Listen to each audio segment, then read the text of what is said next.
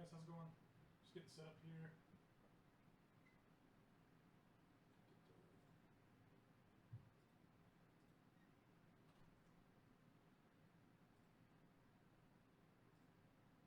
Doing a little going live.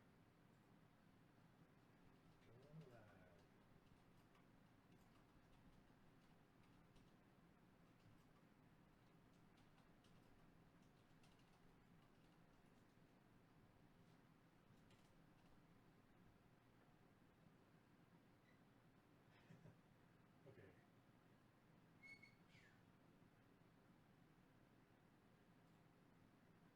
How's everybody doing tonight? Alright, let's get started. Hey, how's it going? Welcome to the stream. Okay. Let some people get in here.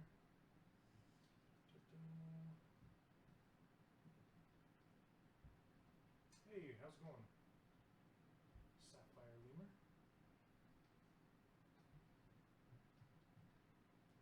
So, you may have noticed I changed this guy a little bit since the last stream. In between streams, I cut him off so he looks like he's swimming in a pool. And I was going to do some expressions tonight. What do you guys think of that? Expressions. Check some stuff. Can you guys hear me okay? Is this working? Make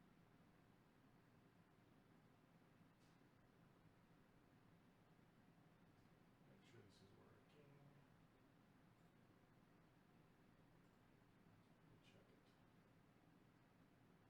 it.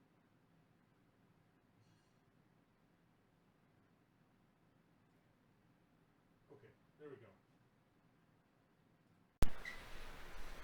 Is that better? Is that better? It should be better.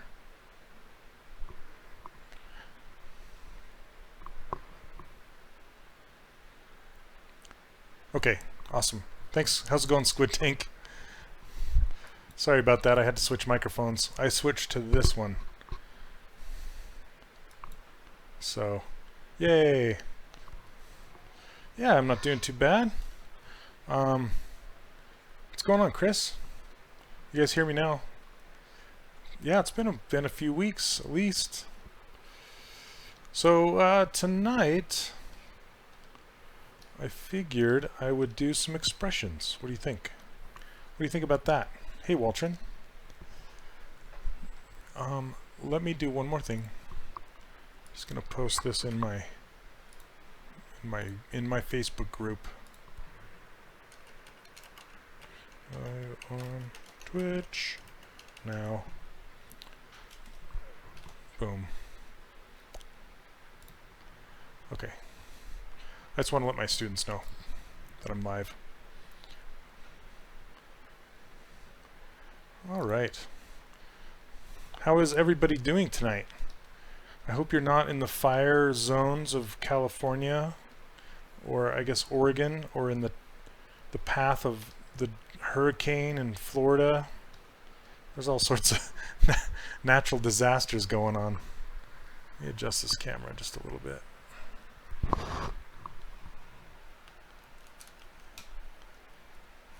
Sorry, 1 second. Just gonna pop this up. Will it stay? Oh. It's the palm of my hand. What's up, Kyle? I'm just trying to get my camera set up. Okay. Sorry. Hey, Blands is in the house. Kyle's in the house. What's going on, you guys? All right. Raining ash. Oh, are you in Washington? Where are you at? Sorry about the microphone and all that. Okay, I should be good now. Should be good. Okay. Yeah, you like this shirt? Sorry, I keep bumping my microphone. But the can you guys see this? The bear is kind of dark, so I don't know if you can see it. Oh, about 15 miles south of Portland. Thanks, you guys. yeah, like it turned out okay. I'm gonna try and get some more with lighter logo.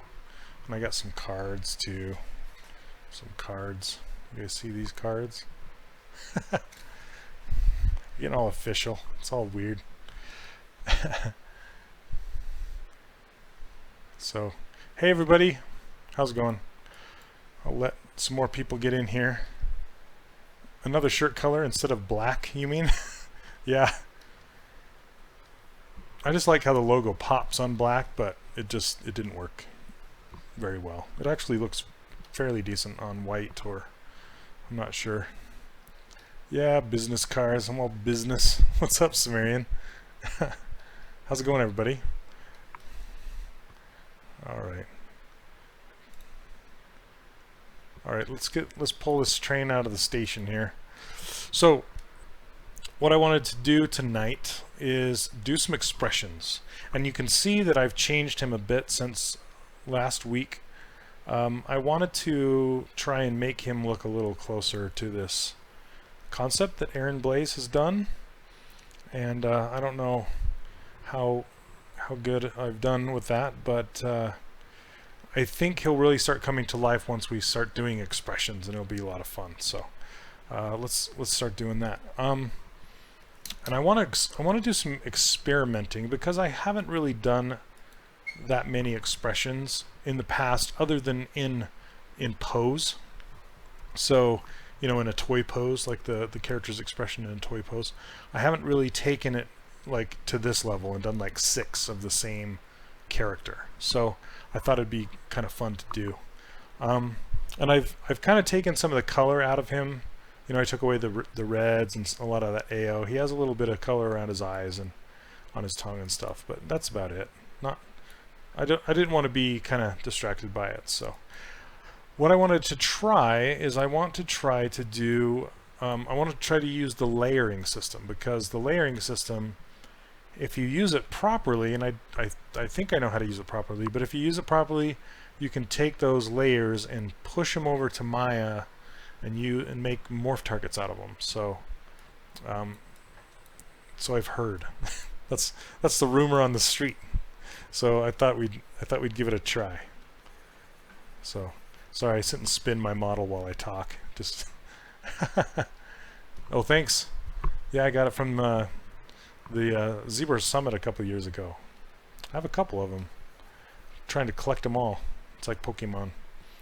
Okay, so I'm going to save off a new version. Let's save off a new version. Let's call it hippo morph 1. Morph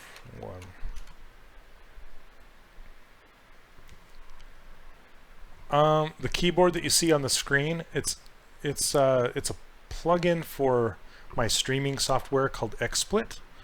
The streaming software is called XSplit, and the keyboard is called No Board, like NOH board, and it's just a plugin. Yeah, just so you guys can see what I'm typing. Hopefully, like holding down Control, you can see me what I'm. So you know, it kind of gives you a better idea in case you, because I'm not going to, you know, say every single key that I'm hitting, so maybe you can catch it.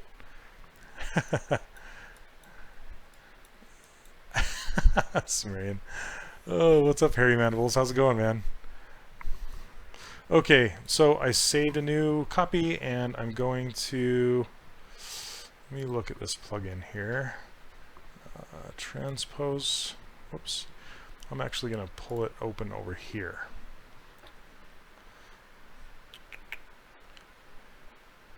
A new layer will create. Okay, I think this is it. Create a new layer per subtool. I'm going to try that, and then I'm going to hit TPose Mesh, which is going to push this guy down to pose.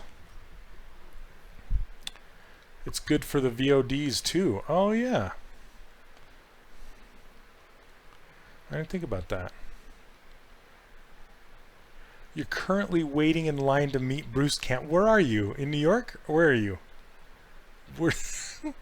Where is... Yeah, so you can see my password. I caught it. Okay. So I'm going to make this this kind of solemn one first. Start with the least extreme. I guess then I can go to this one pretty easily. Oh, he's here doing a book. What book? Hey, Odd One-O. How's it going? As soon as you saw the notification. Oh, yeah. Well, welcome, man. Welcome, welcome. All right. He's doing it. What? So what book? The Book of the Dead? Oh, sorry. That's horrible. Yeah, it's way cool. Super cool. Okay, so essentially all we have to do is close his mouth and lower his eyelids. Make him look all kind of solemn. So, turn on topological, turn my range down to 2 so it won't grab the top lip. Let's see. And I'm going to just isolate this. Hail to the chin. Nice. Hail to the chin, baby. That's awesome.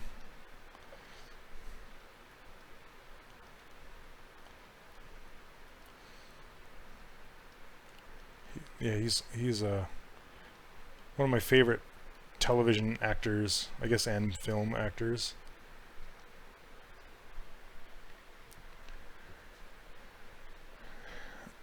Oh, nice. Dylan, I want to take that class myself.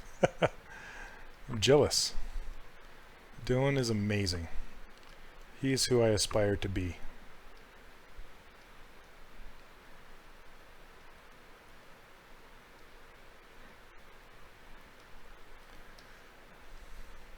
I kind of want his lower lip overlapping. You celebrate Valentine's Day. That's awesome. Okay, I can't have this too. Turn down my smooth.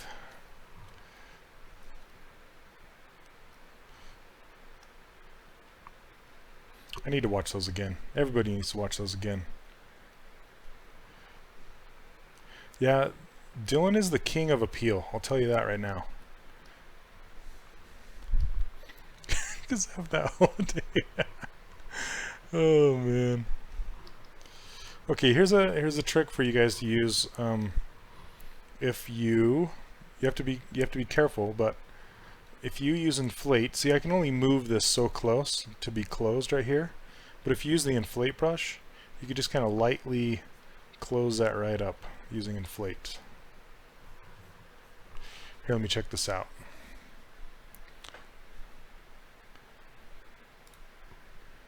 Oh yeah, okay. You showed this last week, right? You're making good progress. Very good. Yeah, that face is super appealing. Very nice. Have I met Michael DeFeo? Yes, I have. Several times, actually. He's a super cool guy.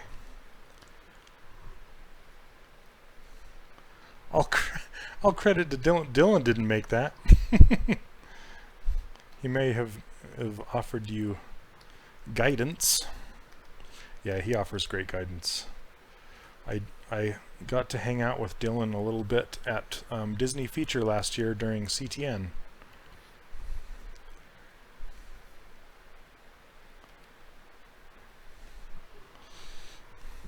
Did I point out some of the things? Yeah, you put in the work, man. And there's also something to be said about actually taking constructive criticism and applying it, you know. That's also difficult to do if you don't see the big picture. Okay, let's unhide this. Now his teeth are sticking through his jaw. Let's get those in there.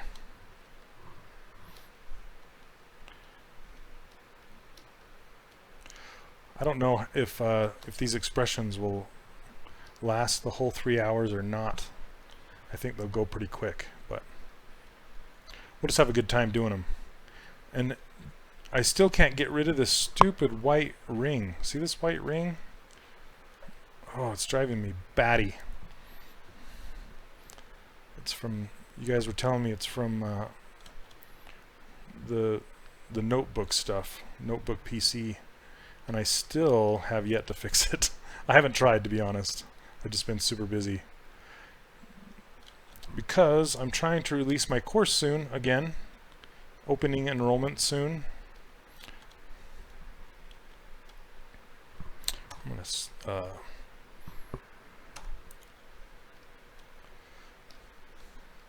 okay, and I'm just trying to get that all together.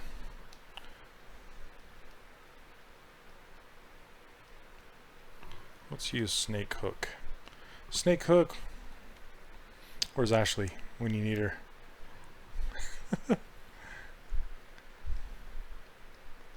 She's a big believer of the snake hook brush.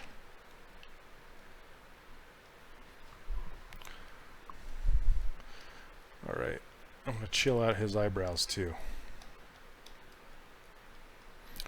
Yeah, Michael DeFeo, he used to work at Blue Sky, and then he worked for Illumination for a while, and he was hanging.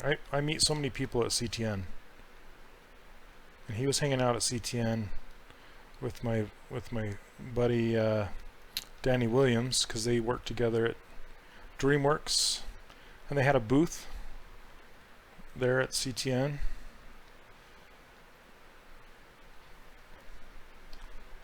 Okay. I might add eyebrows after the fact. Whoops, excuse me, sorry about that.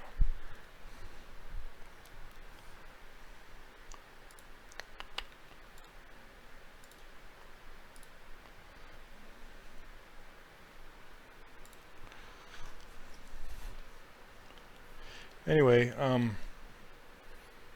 when I first did my, so Michael DeFeo is he was a traditional sculptor before he was a digital sculptor, like with real clay and stuff.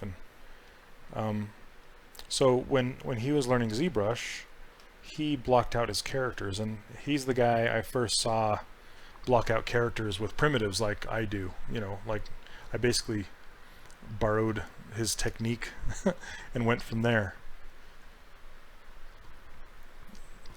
So yeah, I don't know if anybody else did it before Dylan, or before Michael DeFeo.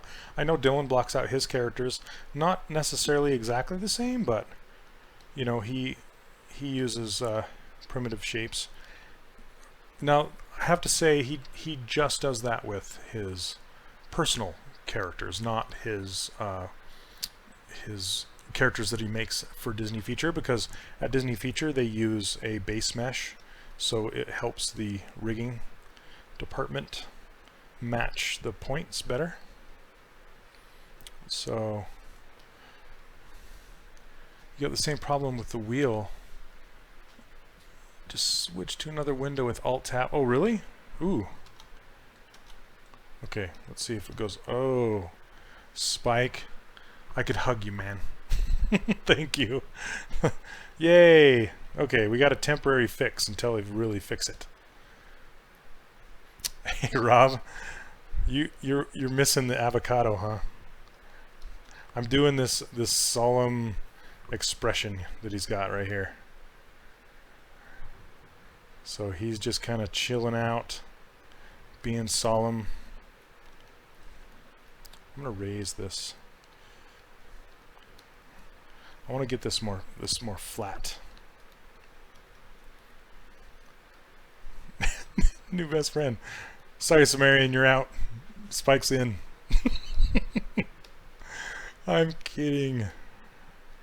That's hilarious. Oh, shite. I'm kidding. We're all best friends. Oh. I also met Aaron Blaze at CTN. Aaron, Aaron, but the guy who drew these hippos, he was hanging out at CTN, signing autographs and meeting his students.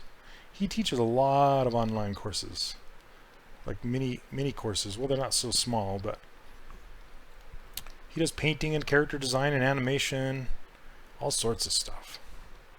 And I met him last year as well. Super nice guy.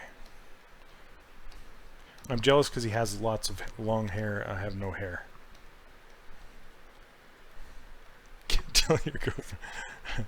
No, we're cool. We're still cool, right? He's in Bogota doing a workshop with Wacom. Oh, DeFeo is? That does not surprise me. Or is Aaron? Oh, Aaron. Are you talking about Aaron? James is in the house. What's up, man? No, they don't. And also, I volunteer for this. A lot of people think I get paid to do this. I volunteer for this. I just love ZBrush. And this gets me sculpting once a week. At least once a week, so it's good. Gotcha, Blands. That's cool. He did give me permission to sculpt this hippo. Good old Aaron. Glad you could make it, James. How was the traffic home? Always cool. Always cool. I got something to show you guys here in a little bit.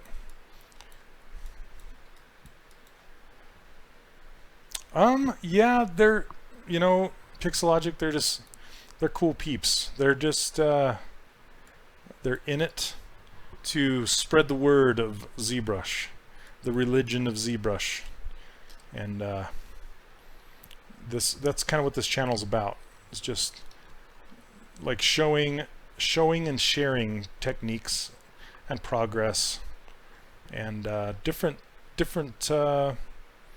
styles, you know, like I'm absolutely stylized characters, and there are a lot of other streamers that are hard surface or realistic or, you know, full on like Uncharted style game characters or crazy creepy monsters. So it's just fun.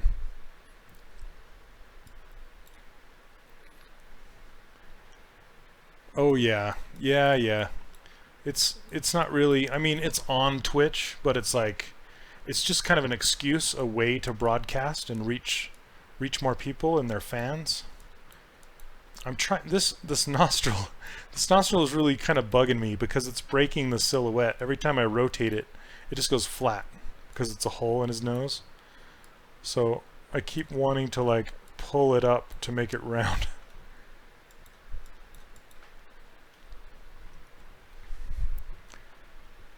A toggle for global dynamic brushes. I've heard. I don't know. Kyle, are you still in the house? Help me, Kyle. So you might have noticed I have not updated to the latest ZBrush because I've heard scary things about the global dynamic brushes.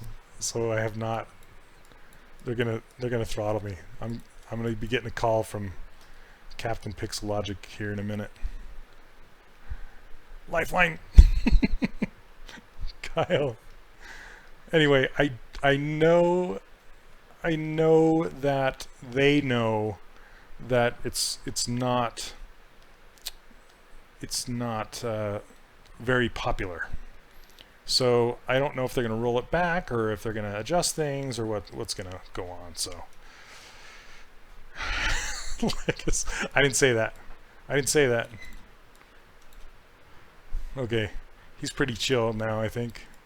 This is a pretty funny expression. It's like, hey guys. I picture him like sitting in a pool, like a lake or some kind of a shallow pond or something, and he's just kind of chilling out.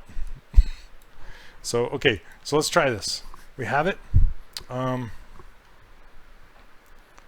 Let's do... Okay, I want to show you guys something. This is a trick that Joseph Drust taught me. Speaking of the Drust, if you guys were looking for the Drust earlier today, he was not available. He rescheduled to September 12th. I think Kyle did leave. Kyle, okay. Yeah, a global toggle would be nice, and they know, believe me. Like us streamers, we talk to the Pixelogic people all the time, and that was one of the notes that we're like, what's going on with this? So, at this, oh yeah, the Gizmo, something like that would be cool, right? Yeah. Oh, thanks, James. Yeah, I really, it's kind of funny because I really like watching like some of the high res sculptors like Brendan. When Brendan sculpts on here and he's getting into those nitty gritty little details, I like to kind of just put that off to the side and glance up once in a while when I'm working, and because man, he just gets into the fine details so crazy. So if you guys like that kind of stuff, the fine detailed stuff, like I think he's doing a character like a fan art from Horizon Zero Dawn, and that character is insane. So much detail. It's really cool. Okay. A cubed. Hey Ash, how's it going? How is it going? Brendan's work is awesome. And A cubes, I was just gonna transition to Ashley, and she pops in here like she knows we're about to drop her name. So she also does she does high detailed creatures, like where Brendan does high detailed game characters. She does very high detailed creatures, and I don't know how she does it. I'm thinking there's magic involved, some kind of magic, or deal with the devil, something like that. Anyway, Ashley is another streamer on here, so if you have not caught her yet, you should. I think, where do you go tomorrow? Tell me when you stream. I think it's Wednesdays. And you missed last week, right? I was gonna catch you last week. You were out. Okay. Let's see. So what I was going to show you guys with TPose Mesh is if you right click, so I'm in, oh, you have to take it off. Okay. Oh, you're not crunching, are you? Are you crunching? I'm sorry if you are. Tell me you're going on vacation. Okay. Okay. So when she gets back, make sure you catch her streams. So with this TPose Mesh, I'm in TPose Mesh right now. That means I hit this button to go and make everything lower resolution so I can pose it. And I also turned on layers. You can see it right here. And what that means is when I go back, it's going to create a layer for each subtool and populate the new pose on that layer. So in effect, it's making a morph target for each subtool, if that makes sense. So here we go. Oh, this week, and then you're moving. Oh, man. I'm sorry. I don't wish moving on anybody. So once you're done with your pose, what you can do, or say you wanted to take a break from posing, because a lot of people don't understand how the Tipos Master works. What you do is it brings everything down to the lowest subdivision level, and it puts it all into one subtool. You can see it over here, maybe. Why did it put draw up here? Okay, so you can see it made it. It's called Tipose, and it just has a single subtool in it, and that's everything combined at the lowest resolution. Well, a lot of people will just, if say you have to leave and pause your posing, well, they'll just save it right here and go away. Well, that's the worst thing you can do, because what you're going to do is you're going to save this tool as in this state, and it's not going to be what you want. Or you're going to close out ZBrush and come back, and you're going to load your old subtool, and it won't be in pose mode anymore, and you've lost it, and there's crying and there's tears and pain. So this is how you pause your posing if you want to go away and come back. because you can leave it on, you can leave your screen on and go away if you're just going to lunch or something, and make sure you save it. But the way to save it for reals is if you go over here, and this is what I learned from Joseph Drust, you can right click on this TPose Mesh and look at this, save TPose Mesh. So you can just save this somewhere. And I'm just going to save it right, gosh, where do I want to save it? I'll save it into Twitch. Okay. See, it's called a GOT file. It's not a Z tool, it's a GOT file. So if I hit save like that, that will save your pose. Now you can go home. You can shut it down, you can go home. And what you'll do tomorrow when you get back into work is you will load up your this tool, the one you started with yesterday. Then if you right click on this guy, see it says load file from disk right there. And you will go grab that file and it will push it into his pose. So that's how you do it. He put it in his backyard. I know it's this crazy way of ZBrush doing stuff, but it's how you pose stuff without needing a rig, and it's like the trade-off, right? You get all this power, but you have to jump through some hoops to do it. And you have to remember how to do it, you know, the sequence. So once you get that sequence down, it's in your brain, you're like, okay, now you just do it. You don't have to worry about it. Okay, but now I'm going to go back. I'm going to hit this T-pose tool, and I'm going to go back up and get out of this pose mode. And what it's going to do is it's going to transfer this pose up, back up to the high res, and it's pretty fun to watch. Because all of a sudden he's like, I'm done. Am I done? I'm done. So, do you know if you can update the original model and use the same saved out GOT file? I'm not exactly sure how you go back and edit that file. What I'll usually do is I'll bring it in and then I'll go back down to TPose Mesh and then just continue posing, if that makes sense. So you need to get back into that posing state in order to continue working. So I hope that makes sense. looks like his buddy just made bubbles in the pond. It's like, come on, really? Oh, sorry, I'm horrible. It's like, dude. Oh, funny. All right, so let's check it. Let's check and see if this subtool has layers. Layers. It sure does. So check this out. If you see how this layer has the slider on it, now I can go crank it. It's like the sloth on Zootopia. Look, it's like, oh, that's awesome. Sorry, I'm having too much fun. You tell him a joke and he smiles really slow. So you'll notice that only his face moved and not his teeth. That means everything has its own layer on there. That's really funny. Okay, so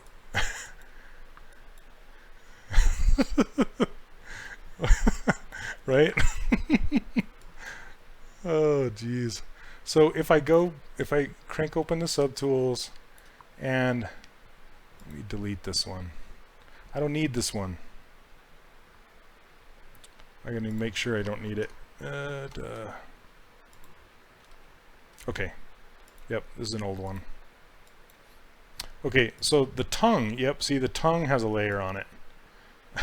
You can barely see it moving back and forth. That's how much I edited the tongue.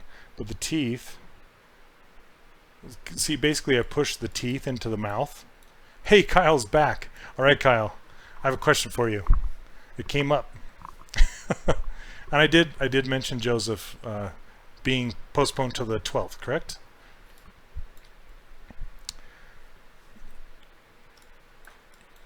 The animatronics at Chuck E. Cheese. Kyle, you got to check this out. So see his teeth. Let me crank his teeth back into his face. So we just did an expression here, and I went from this. Yeah, he's like, what? So I just trying the layers thing. That's super cool. So the question is with dynamic on the brushes. So I know this has been brought up behind the scenes. So what is the latest? Do you know anything about that? Are they changing it? Are they bringing it back? There's a question about that earlier in the stream. Yeah, like a global toggle for dynamic brushes. Can you say anything to that or not? Is it still like, are they going to patch it? So I haven't upgraded to the new. I know I'm bad. I haven't upgraded to the newest patch because I've heard of the dynamic brush issue. So anyway, I hope it's okay to bring up and I don't get flogged for it. So is it possible? Let's see. Just crank his teeth back into his face. Is it possible? Yep, banned.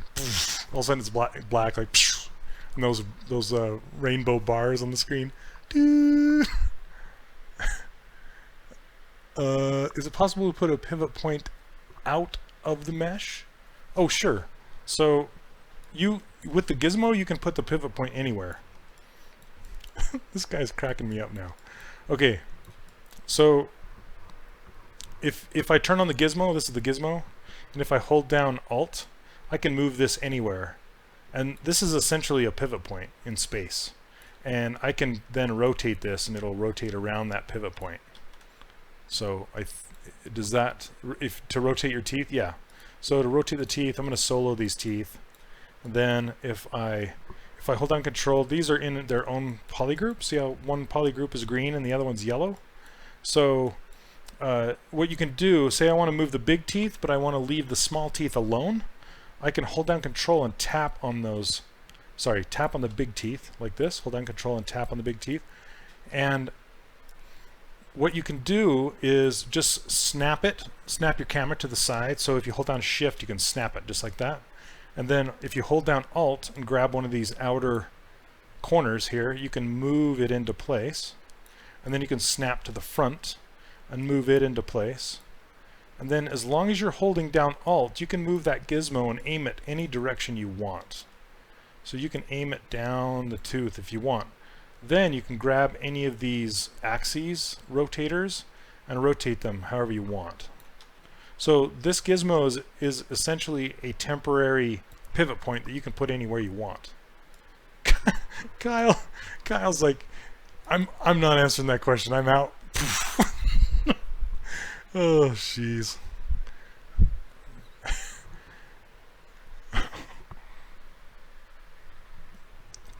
All right, you guys. We're getting up there in people. I want to show you something. I want to show you something that I got today. And it is a print of my character. My buddy Steven Anderson, Smartest, as he's known online. He has a Form 2 printer, and he just lives down the street from me. And he printed this. I don't know if you can see it here. Let me switch over to so I can see my camera. Okay, Ash does this. I'm gonna try it, Ashley. Here we go.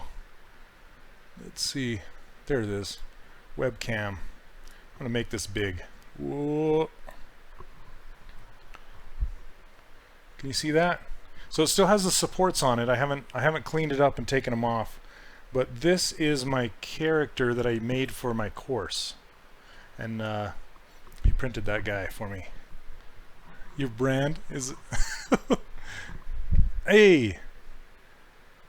Get back to you once. Okay, Pixel Squad. Okay, I just wanted, because I know there was some rumblings happening. I just wanted to make sure we got addressed and made sure that these people are aware that it is being talked about and not being ignored. So here is the base. It's kind of hard to see. So you can see I have 3D Character Workshop right there. And then these are the holes for the feet that I keyed out using Live Boolean. I used Live Boolean to make these little keys and to key her feet out of the base. Man, I wish we would have had that Live Boolean about 3 years ago.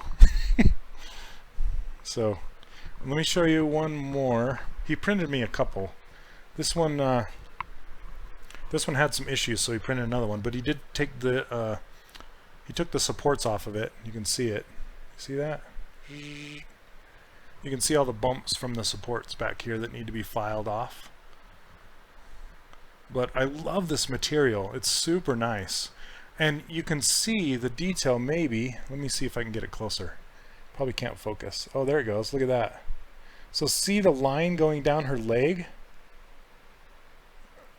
That is the kind of detail you can get with this. Come on, focus. You can do it, little camera.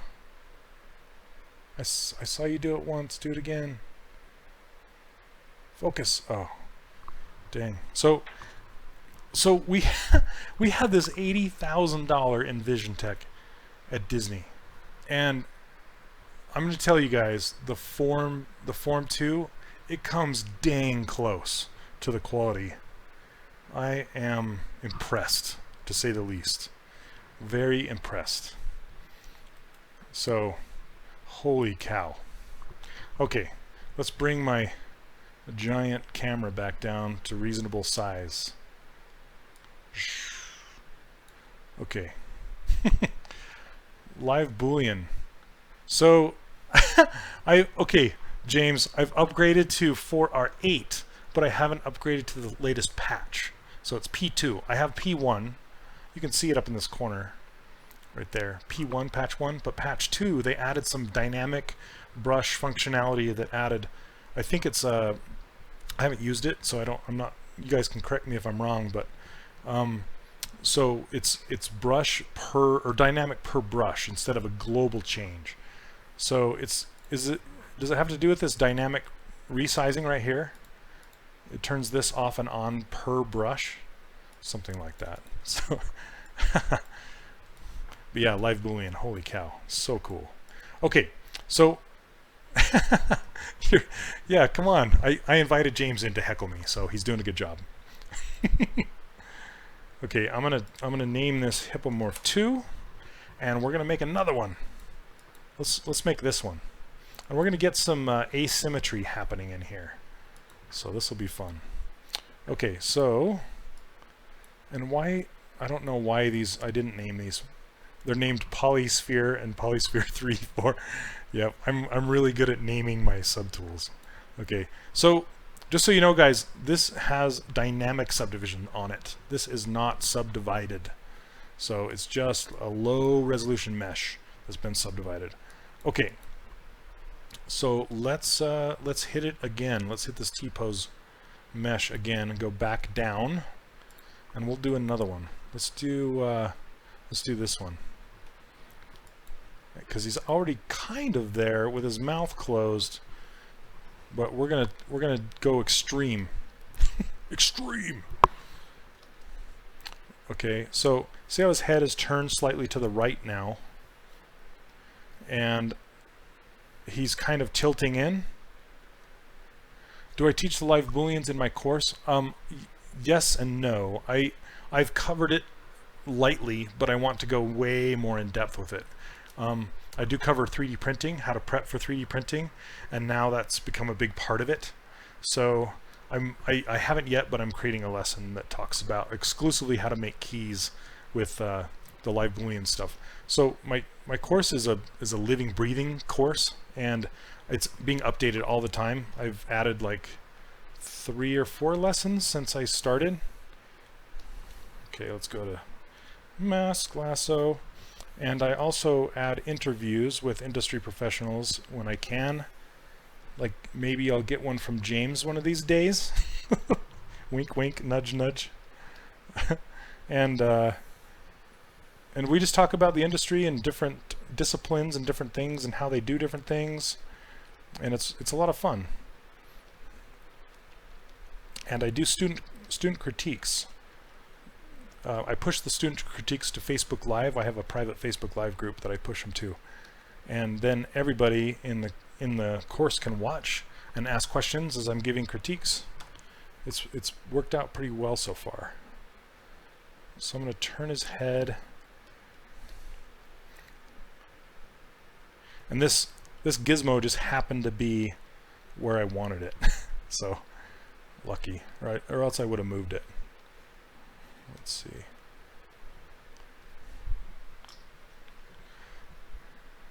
Let's see, I'm missing questions here. Is there a way to save your spotlight images so you don't have to set them up every time you open ZBrush? Unfortunately, I don't know of a way to do that. I just bring them in every single time. It takes like a minute, maybe less, so it would be nice if they would stick. But honestly, I don't think Pixologic intended for the spotlight to be used in this way. It's just kind of a nice side thing. So I would love it if they would get saved with projects, not with ZTools, but with projects. That would be super cool. So yeah, sorry, Angel. Form 2. Yeah, it's called the Form 2 by Form Labs, I think. Okay, when making a character, you just work in ZBrush, or do you work in Maya to block out shapes? I actually block out shapes in ZBrush first. Sometimes I will use a base mesh. It's rare. It depends on if the characters are going to be using a shared rig between characters, and I'm kind of forced to use the base mesh that project is going to be using. That's about the only time I would start with a base mesh coming out of Maya. So then the vert point numbering will remain the same. So when you bring it back to Maya, they can just share weights, and it makes rigging go much quicker. So, but not typically. And the reason why is because I like to work in primitives, and I like to block out in volumes, in big primitive shapes, and that's how I block this guy out. If you watch last week's stream, it's up on YouTube now, you can check it out, and I block this guy out with primitives. And that's typically how I do it. Let's see.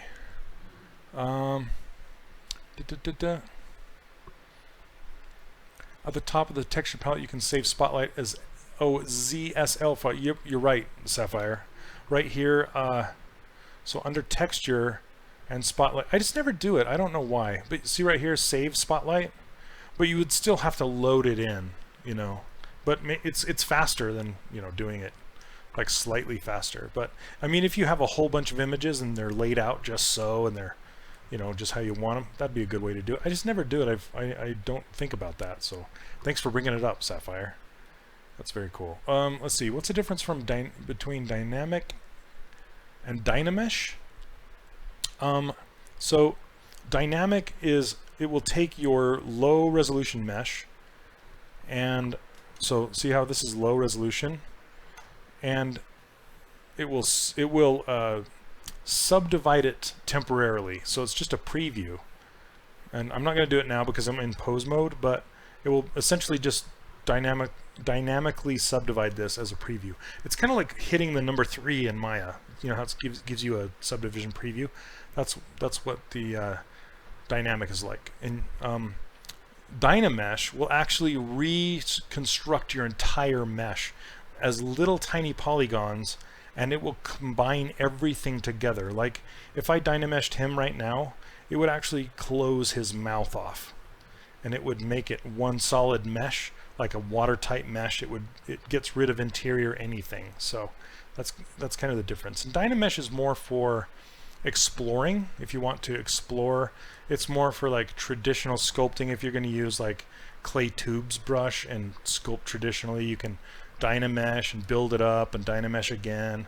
It's more of an exploratory thing, where dynamic subdivision is more for just smoothing out a low resolution mesh, if that makes sense.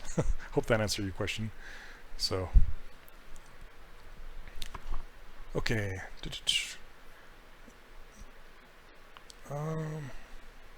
it does, splicing alphas. Yeah, Yeah, I mean, it's just a personal preference, I guess. You mostly do hard surface modeling and rigging. Oh yeah. Oh cool, that'd be awesome.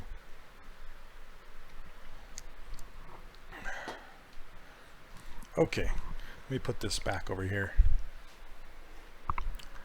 so they don't get broken.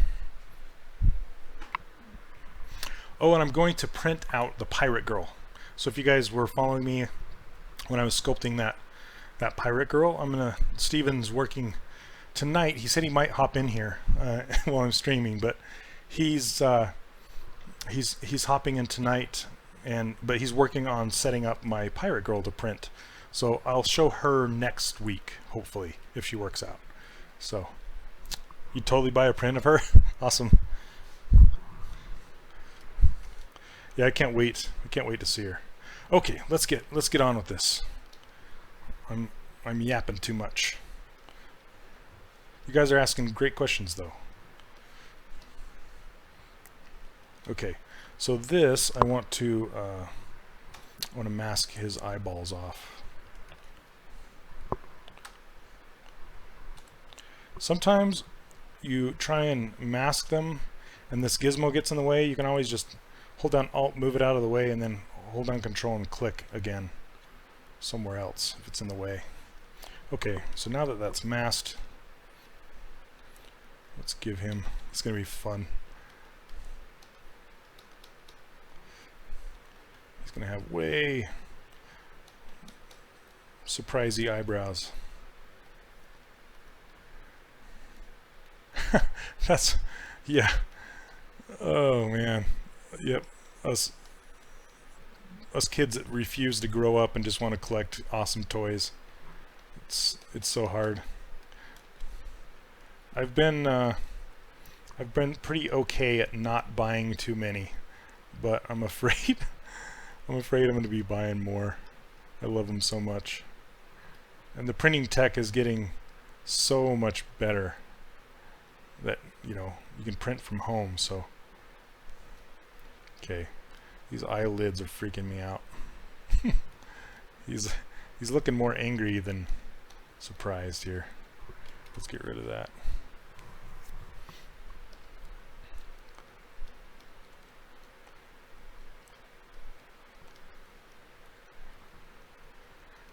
Yeah, that's where it's dangerous for me to go to Comic-Con. Like Comic-Con San Diego, because they have like sideshow collectibles there and just all those amazing collectibles. I went to yeah, Rob, are you still in here? I went to the what is that toy show we went to last year?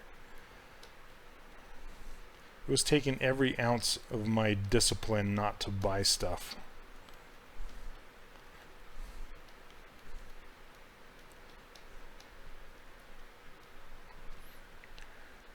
DesignerCon. Yeah, that's it. So I heard they're not holding it at the same time as CTN this year.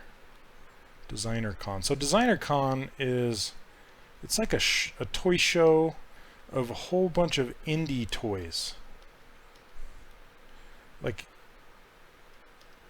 vinyls and just little collectible creatures.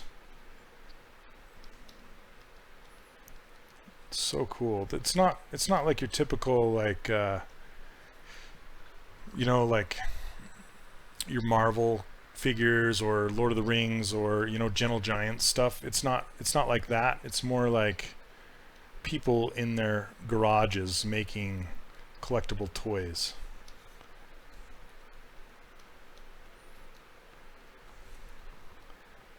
Okay, so I'm going to show you a trick with centering. Yeah, they're super cool. And there's a lot of like I want to say scary toys or creepy toys. Like there's a lot of like little vinyl figurines with skull heads and stuff with like top hats and just really, really bizarre cool stuff. He's looking like a deer in the headlights. He's like, boop, what? Oh my gosh.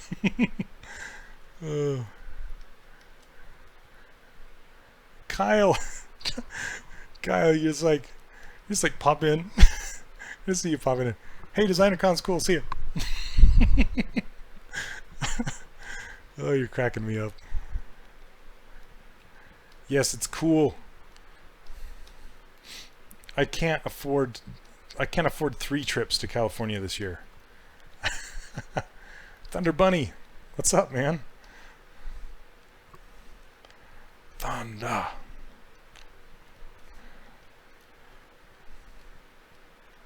I gotta pull these back. I should give my hippo monocle. That'd be awesome. He's all like uppity. How's it going, man? Welcome to the stream, Thunder. We're just doing expressions today, attempting them. So here's a little trick to get your gizmo centered in your eyeball. First of all, you mask one of them off, turn on your gizmo, and if you hold down Alt and you hit this little pointer, oh, I must have something else unmasked. Hold on. Because it centered it. There we go. Good thing. So I got to mask all of this. So it's just the eyeball. Otherwise, it would have rotated all the teeth and the tongue and everything right out of the mouth. Okay. So if I turn my gizmo and I click that little arrow, see your gizmo centers in your eye. Then if you hold down Alt and click this little arrow right here, this little circular arrow, it will reset it to the world axis. Whoa, where'd it go? So keep using that Alt-Tab trick. There we go. Man. Okay. So now it's centered, and I can start making the eyeball swivel on itself. So I know it's going to be slightly forward because I have actual pupil geometry in there. So it centers the gizmo in the unmasked area. So it's going to, so since the pupil is part of that unmasked area and it actually has volume, it's going to offset that gizmo just a little bit. So I'm going to take it and hold down Alt and just kind of move it back in space just a little bit. Not that it matters that much, but you know. Okay. So I want to get this pupil right, see how it's right down in that like triangle?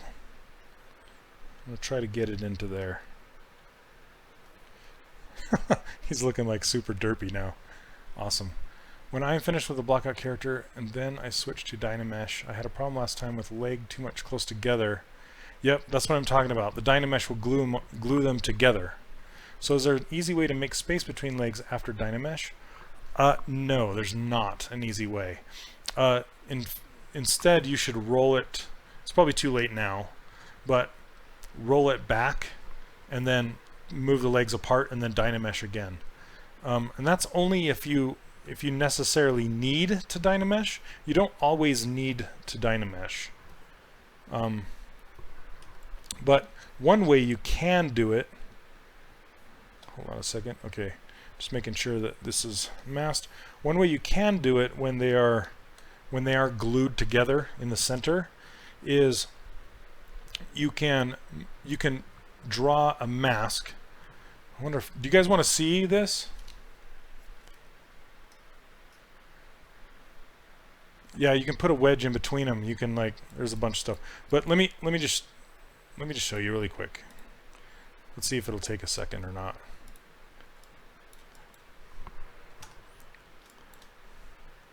Okay, so I have this, and there must be subdivisions. Initialize.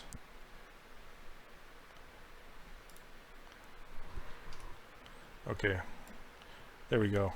So say they're too close, right? Whoops.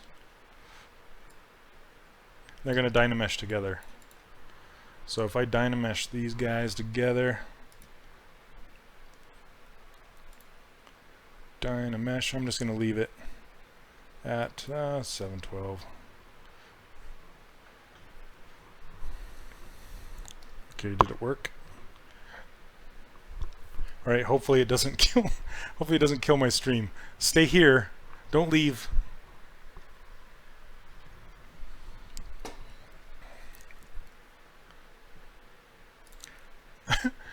The Great Jug, I don't know why it moderated your message there. Okay, so, oh geez, this is pretty dense. Let me do it again lower. AutoMod is weird. Okay, so you can see how they're together, right?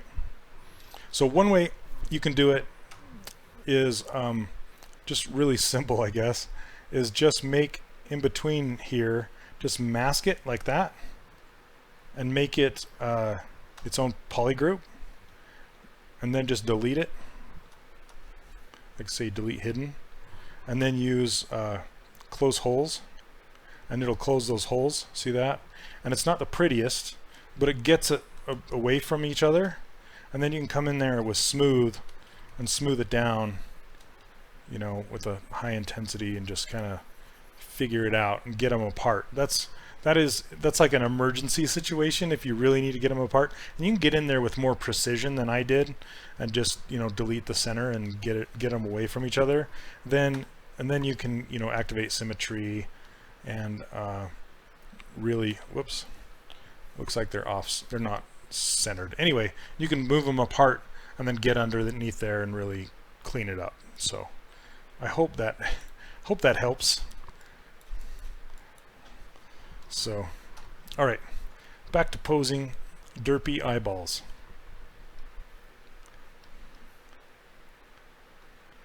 Okay, whoa.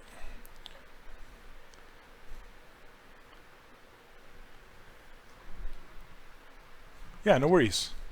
Can you make the gizmo orientation snap to the normal of a specific face edge? Yes, you can. All you have to do, here, let me pose this eye and then I'll show you. All you do is hold down Control and tap on the surface. Then you can move it inwards from there or outwards from there. But Control will orient the gizmo to be facing off of that object's normal. It's really, it comes, that's what I do the most. So let's see. So I'm going to actually bury this pupil a little bit.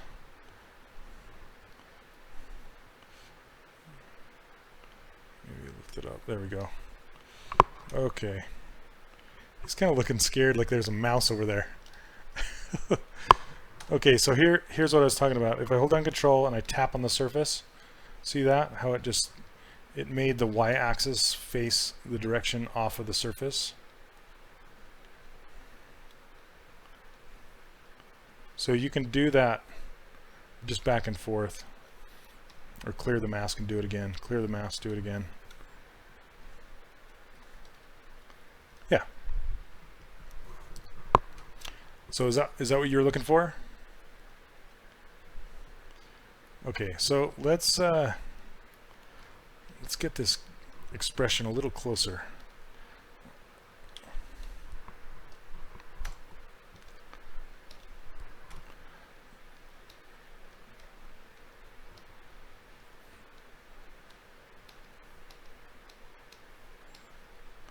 And we're gonna make him smile big and inflate this all up around.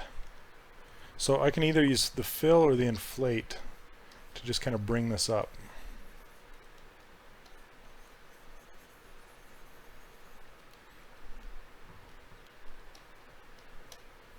I don't want to go too big.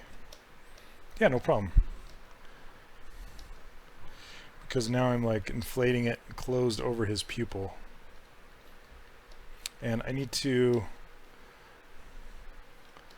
let's see, okay. I need to adjust that eyeball again. Oh. It seems like aiming eyes are like a constant thing that you're fighting. And it's, I shouldn't say it. I shouldn't say it. I'm gonna say it. It's something that the factories in China do not get correct. Well, because I mean they're painting millions of toys, right? So I can just imagine them like going deek deek deek deek deek, and just. But some of them will come out like off and wall-eyed, and so I don't blame them one bit. But sometimes when they come back, you're like, whoa, the guy's cross-eyed. or wall-eyed or whatever. Okay, smile more. I want to smile this side too.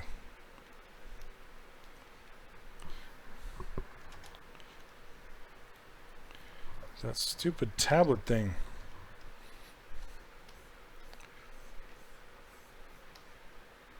There we go.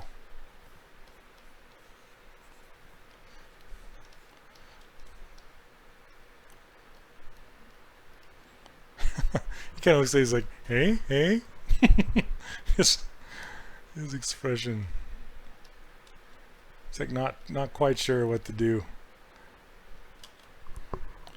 Turn on topological.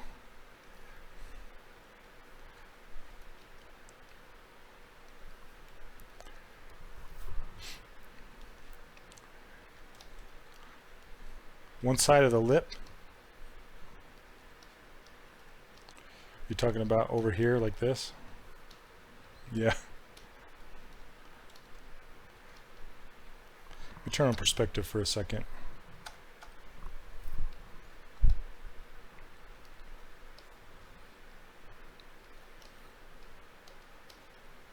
Pull this out. It's hard because the eyes want to go along for the ride. So I have to keep masking them off.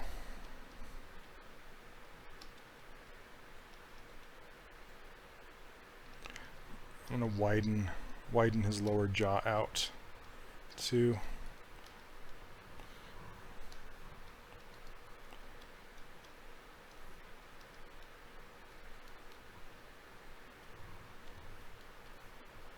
It's crazy how when you start to model based off a concept, how much cheating is kind of happening. Because, you know, if you look at like the comparisons of each one, you know, like his lower jaw comes clear up here and around, and this one you're seeing from the front, but you know, where does that resolve, and where does this one resolve? It resolves in a different way, and this one resolves in a different way. Excuse me. And then you look at his eyebrows and see these are like closed halfway down, and his eyebrows are becoming his eyelids, and here they're raised up. Kind of reminds me of like Gromit from Wallace and Gromit. That's just like he's got two marbles for eyes, and they just take the clay and just kind of throw it down to make him like have kind of half shut eyes, and that's kind of his expression. He doesn't really have upper eyelids. His eyebrows are his upper eyelids too, and they go it's pretty funny.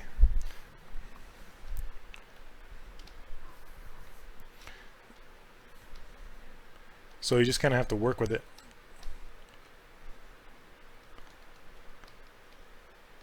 I really want this eyebrow to peak like this. Gromit. Hello, Gromit. Okay, let me pull this roll down to add some weight. Is there a way to toggle masked subtools so that mask it? Yeah, so, well, yeah, the evil penguin. He just walks around like sly face, doesn't change his expression at all. So this is all in one subtool right now because I'm in posing mode. But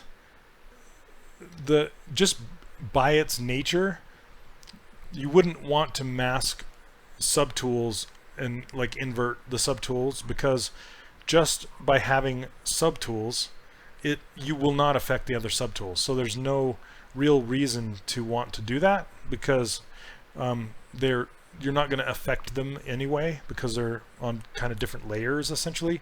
But what I'm doing here, what you see here is like his eyes are masked, and I can just hold down Control and tap on the background and invert the mask. So I think that's what you're asking about, not necessarily with subtools, maybe. Correct me if I'm wrong, but. What's up, T-Chan? Yep, it's a hippo. Sweet little hippo. I'm gonna pull this side up. I just wanted to get more of that. It's all warped. It doesn't matter if it gets all warped, really. It's more about the expression than if you're... As long as you don't get him what's called off model. If you pull him off model, then it becomes a problem. Like if he doesn't look like he used to, then that's a problem. But what I was doing was I was adding some more weight, making it tight, making his fat rolls tight on this side, and then pulling them down on this side to kind of emphasize that So let's see, but if you want to move with the gizmo, you have to mask the subtools you don't want to be affected. So let's see. So if I'm not in subtool mode right now. See, I only have this one subtool. So if I'm going to move it with the gizmo, I have to use mask. Yeah, you have to use using multi-move with masking. I know what you're saying now. So using multi-move to move several subtools, you're asking if masking affects them or not? I don't know. I haven't tried it actually. I've only moved them all together. Does anybody know if multi-move respects masking? I don't think it does. But I see what you're saying now. Yeah, I really want to pinch that together.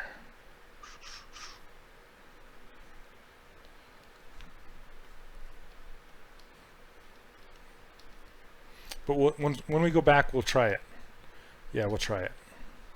Because I'm kind of curious to see if that would work. Okay, and I'm about to go back because I'm about done with this.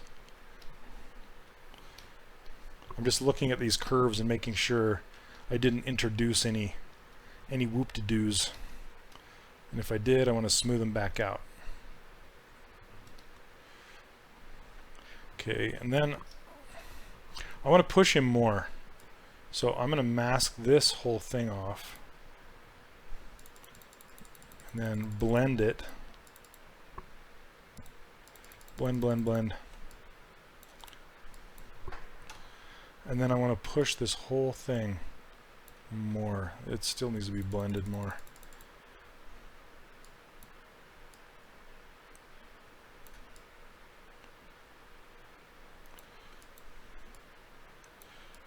And down.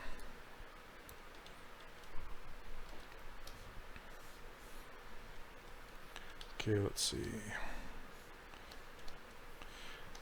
I need to mask it like this.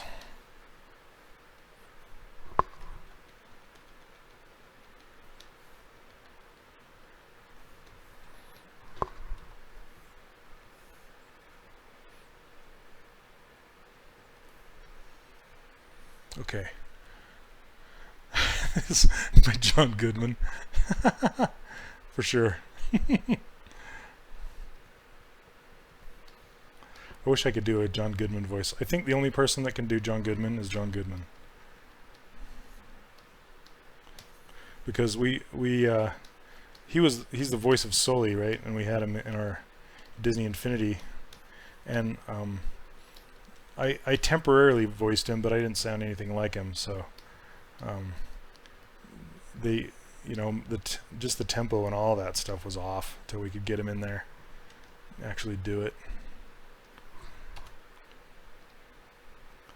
Okay. I like this one. He's like, all right. Let's get him back and see what he looks like. Get out of perspective mode. Okay, here we go. Back to Tipose. This is always fun to watch. He's so light that it just happens really quick. So that should have put it into its own layer. Again. So yep, now he has two layers. So the second layer is the second pose. And whoa. Oh, that's funny. Okay. So if I hide both of these here, so if I hide both of these, he goes back to his normal pose.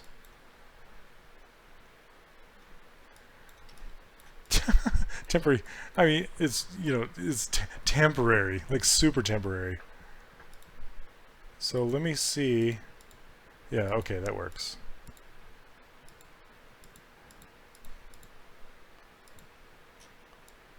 I just wanted to see if layer 1 affected layer 2. So I wanted to make sure that I wasn't building on top of it. I want to see if I kind of was. So yeah, just outside of Vegas. It's like yeah. So it does build upon itself. So what I should have done is turned off layer 1 to make layer 2. Oh my goodness. So I should make each new layer off of this one. So I should turn them off and then make a new one. It's so fun. Layers is awesome. Oh geez. I'm throwing stuff, sorry. I gotta have the coffees. Okay, 1 second.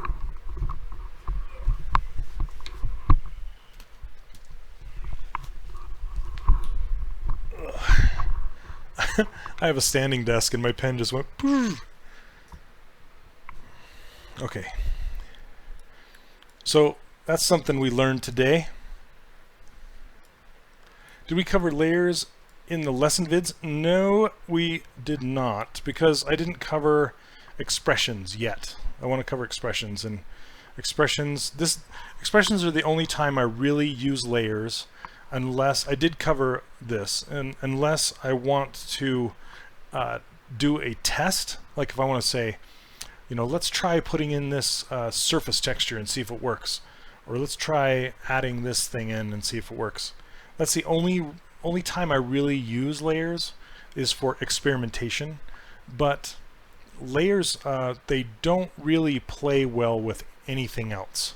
So unless you're doing expressions like this, you kind of want to oh my gosh, he cracks me up. Okay, so you kind of want to leave them alone, because like they won't work with they won't necessarily work with if you're combining things together, and if you're merging things together, your poly paint will go black, and there's a whole bunch of things that you're just like, what happened? And it's usually because of layers.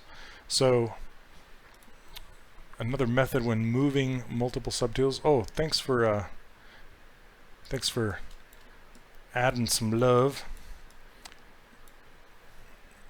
Multiple subtools, is that the new? I don't want to watch a YouTube video on here, sorry. I'll refrain. Watch me watch a video.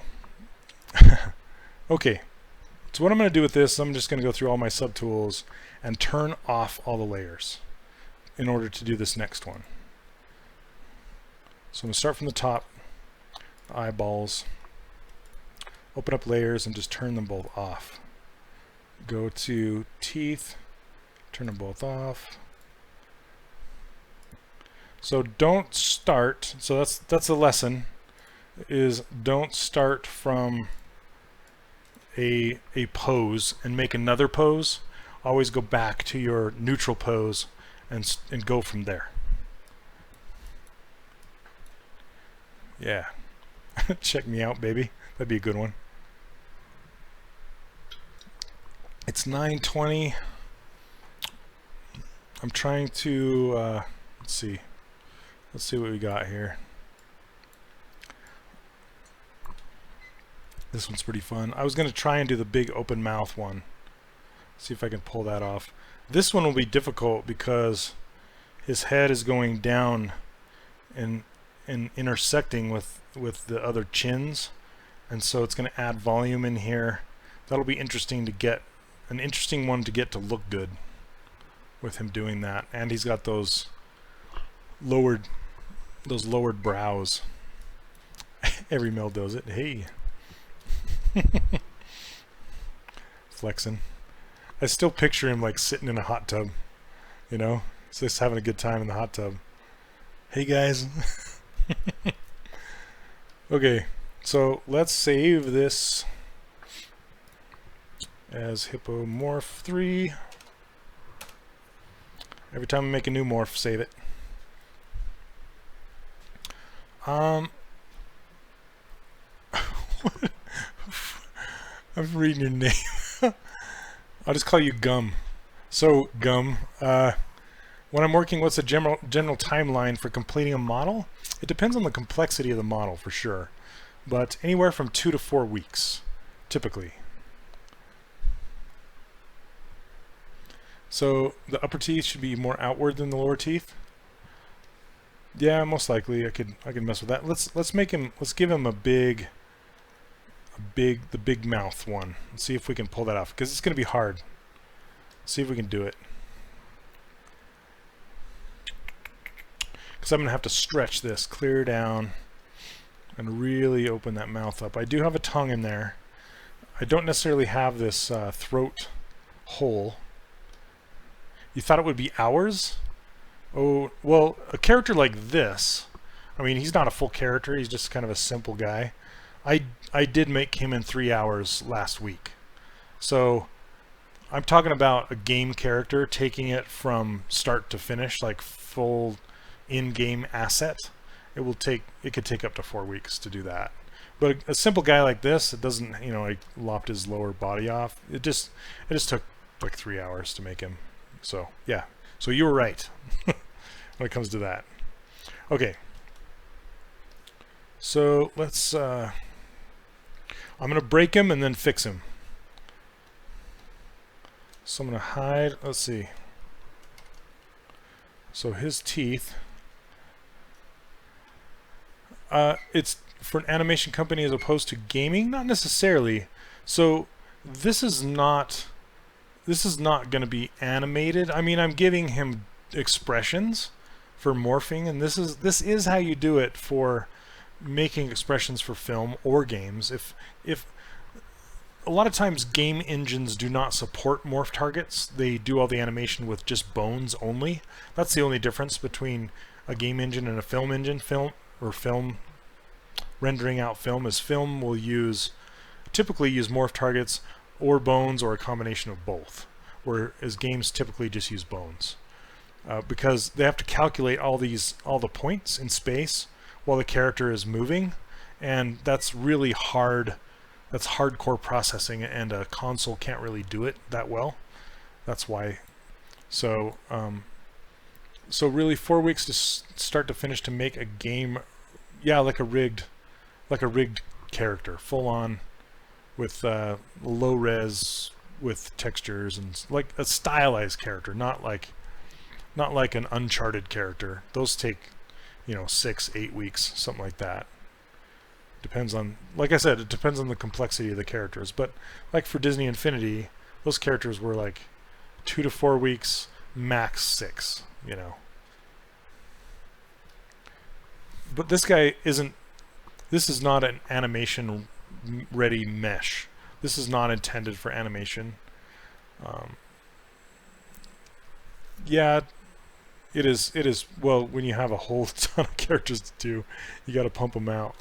Okay, so I need to put these teeth in their own polygroups. So I'm going to hit auto groups. Now it puts each one in their own. I want them paired in polygroups. So I'm going to hide these two. Hit Control W, which will put them in there together in one. And then I'm going to hide these two and put them in their own. So now I can hide these lower teeth and the tongue. And I just want to mask off the top of his head right up to where his mouth separates. Because like I said, I'm gonna break him. I'm gonna stretch his mouth quite a ways.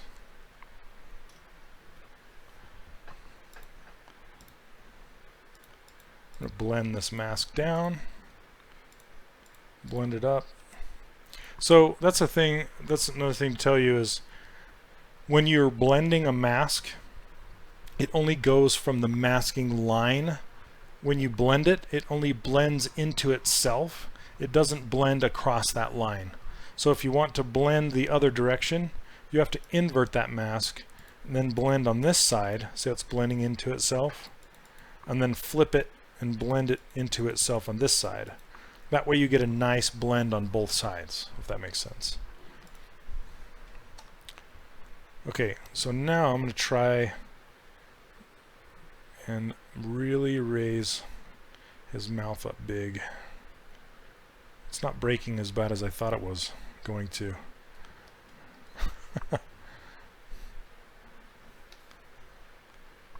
It's like, ah! He's pretty symmetrical. I always try to look for ways to make him asymmetrical.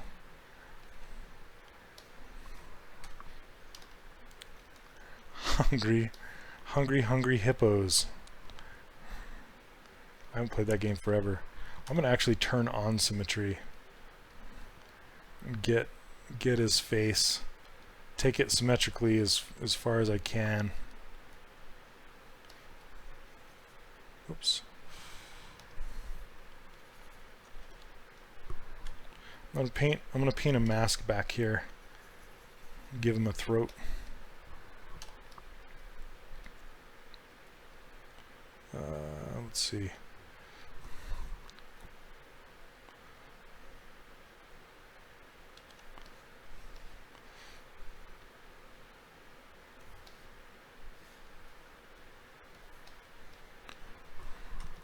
Just smooth that out. I'm not going to give him too crazy of a throat. Just enough that the light will catch it. Do I teach classes anywhere? Funny you should ask. I teach 3dcharacterworkshop.com. That's my thing up there. It's an online course that teaches you how to do stylized characters, how to build them from start to finish, all the way through to all the way through to final asset game character. So I show you how to do that. And I'm going to be opening it for enrollment. I'm really trying for next week. My fingers are crossed. My oldest son is getting married on the 9th. So that might trip me up a little bit, but I'm really trying. Yeah, T-Chan is in there. No, but thanks for asking. It's been a blast. I really like to help out the students in there and give them critiques. And I mean, it's able to be animated. Yes, it is.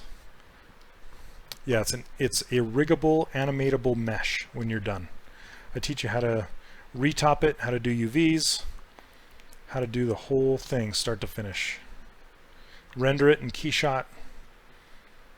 So if you want to do marketing shots for your portfolio for like ArtStation or something, I go over that. And I go over, man, look at that. Look at that shovel. It's like a spade. Comes in really narrow there. I also teach how to prep for 3D printing.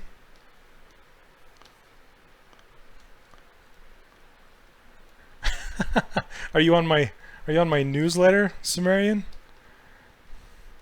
Only my best friends are on my newsletter. I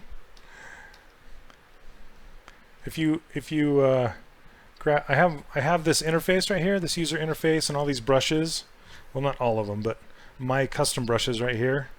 You can get all those for free on my website. I give those away for free.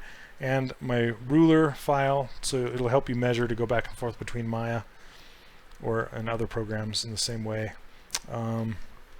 Anyway, that'll put you on my newsletter, and it will get you the info you need when I go to open enrollment. Obviously. And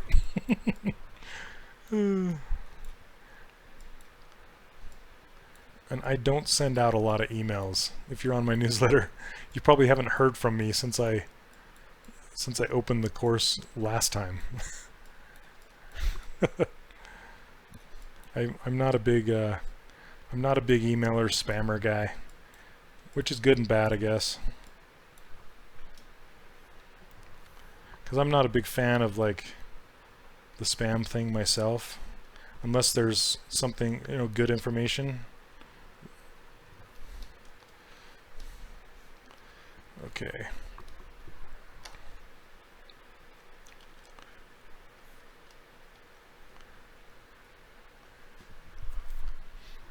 Yay! Yeah, cool.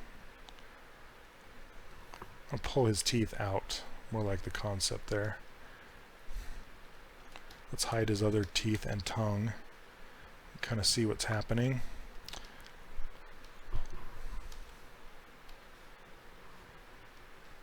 And then it's funny, his eyes are like kind of down. Hey Waltrin, you taking off? Oh wait, Kyle's taking off. Thanks, Kyle. Sorry, I just saw you say bye. Thanks, Kyle. Take care. We'll see you next time, man.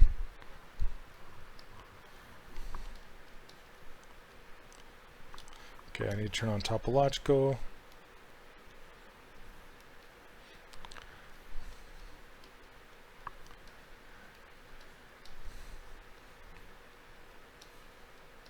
All right, let's raise his eye. Well, let's move these teeth back first.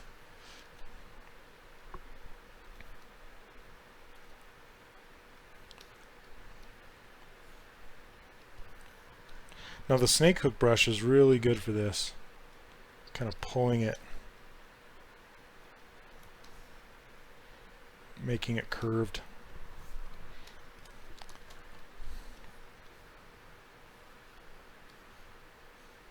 All right.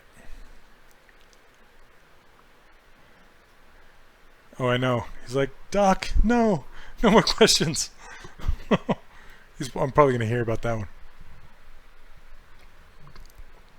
No, Kyle's awesome. He's a good kid. All right, let's give him this expression right here. Get out of the way. I don't know, what's he saying?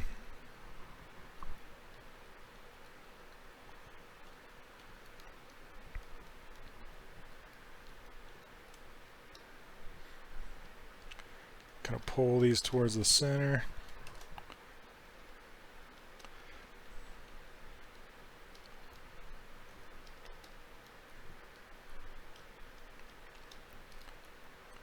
So ZBrush is also it's CPU heavy, which means it uses your machine's CPU more than it uses the RAM or the video cards. It mostly relies on the CPU for calculating all of its stuff. And the viewport is not necessarily a typical viewport that you might be used to in, say, Maya or Max or something like that. And that's why it can push so many polygons, is because right now it is a 2D image with Z depth information. And it will remain a 2D image with Z depth information until you start to rotate it. And when you rotate it, your machine will get a CPU hit because it will try and calculate everything so it can rotate it. So when you see me in here moving, see I'm moving this, and it looks like I'm just making it thicker right here. And it will look thicker until I go to rotate it. See that? I just rotated it and now it's thin again because it needs to update. Because if you ever move anything, if you're in ZBrush and you notice when you're moving something on the silhouette, on the edge, and it'll leave these little artifacts, that's because it's just trying to keep up and draw with you until you actually rotate it. So that's what it's doing here. See that? So that's a little tip for you. Just make sure you continue to rotate to update your mesh as you're moving it along like that. Otherwise you're like, I'm moving it and it's not getting thinner or it's not going where I want it to go. That's why. Long explanation for a short thing. Once you get used to it, you'll it'll just become a habit, you know.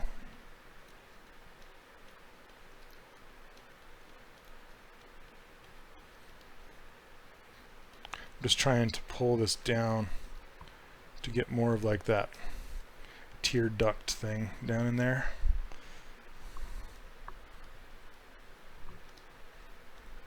It's crazy too because you wouldn't really know it, but it's kind of the Wizard of Oz behind the scenes thing, like pay no attention to the man behind the curtain.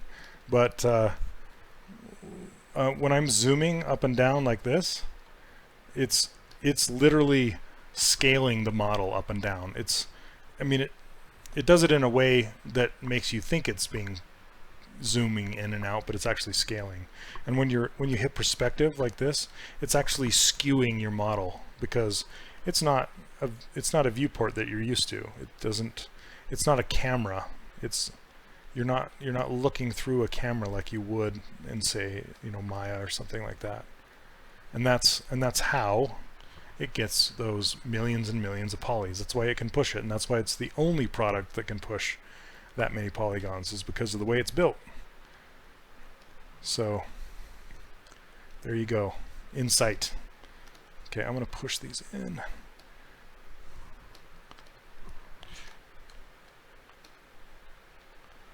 Okay.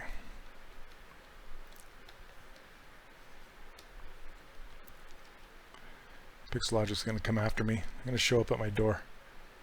How dare you? Tell him the secrets.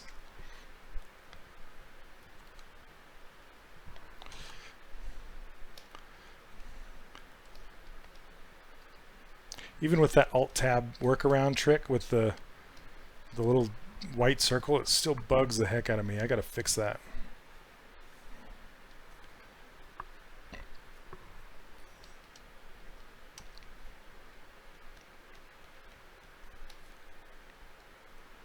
So if you guys were looking for Joseph Drust earlier today, I was going to tell you again, he's been rescheduled to the 12th. So he will be back on the 12th. Okay, let's see.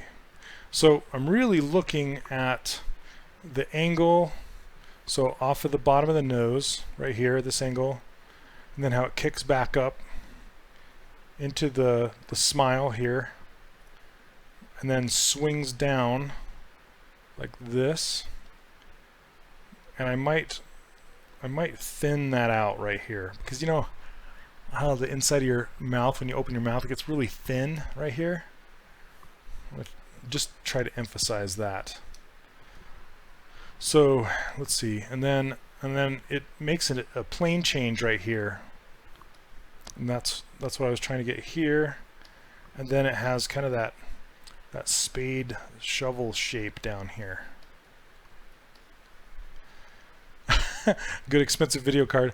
It's not that it doesn't do anything, but it relies you'll get the most bang for the buck out of your CPU with ZBrush.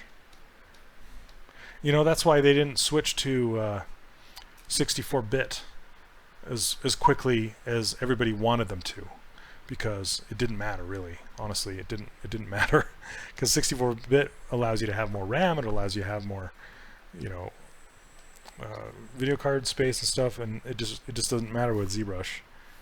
But they're like, all right, we'll do it.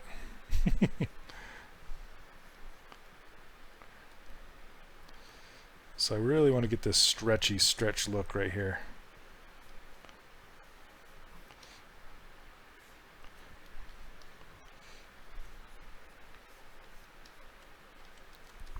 Your RAM and your video cards will help most with rendering and other software. So it's not a complete waste for sure, but just for ZBrush. CPU. Yeah, good for rendering, for sure. Yep, all the cores. You want as many cores as you can get. Man, the machines we had at Disney were 32 cores. I'm not joking. Those things were so huge. I miss Miss them. Yep, games. It works awesome for games. Yeah, 32. Because it also helps with rendering. You know, like with Keyshot, you can set up how many cores you have, and it'll take advantage.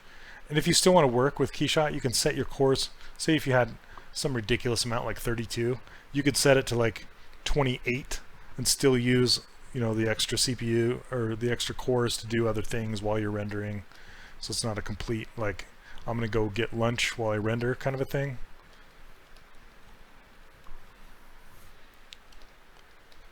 Which was pretty cool. And topological doesn't work well with masked objects. So if you have masked objects that you're not touching, just turn topological off and you'll have better results at grabbing the vertices that you want without accidentally grabbing their neighbors. Another thing is with a smile or a fear, see how his cheeks are kind of coming up and making a reverse arc in front of his eyes, and they're almost coming up into his pupils. That's a really effective way of doing expressions as far as like smiling and fear like that. So I'm going to cut down in front of his eye with this detail brush, which is essentially, this detail brush is the Damien standard brush.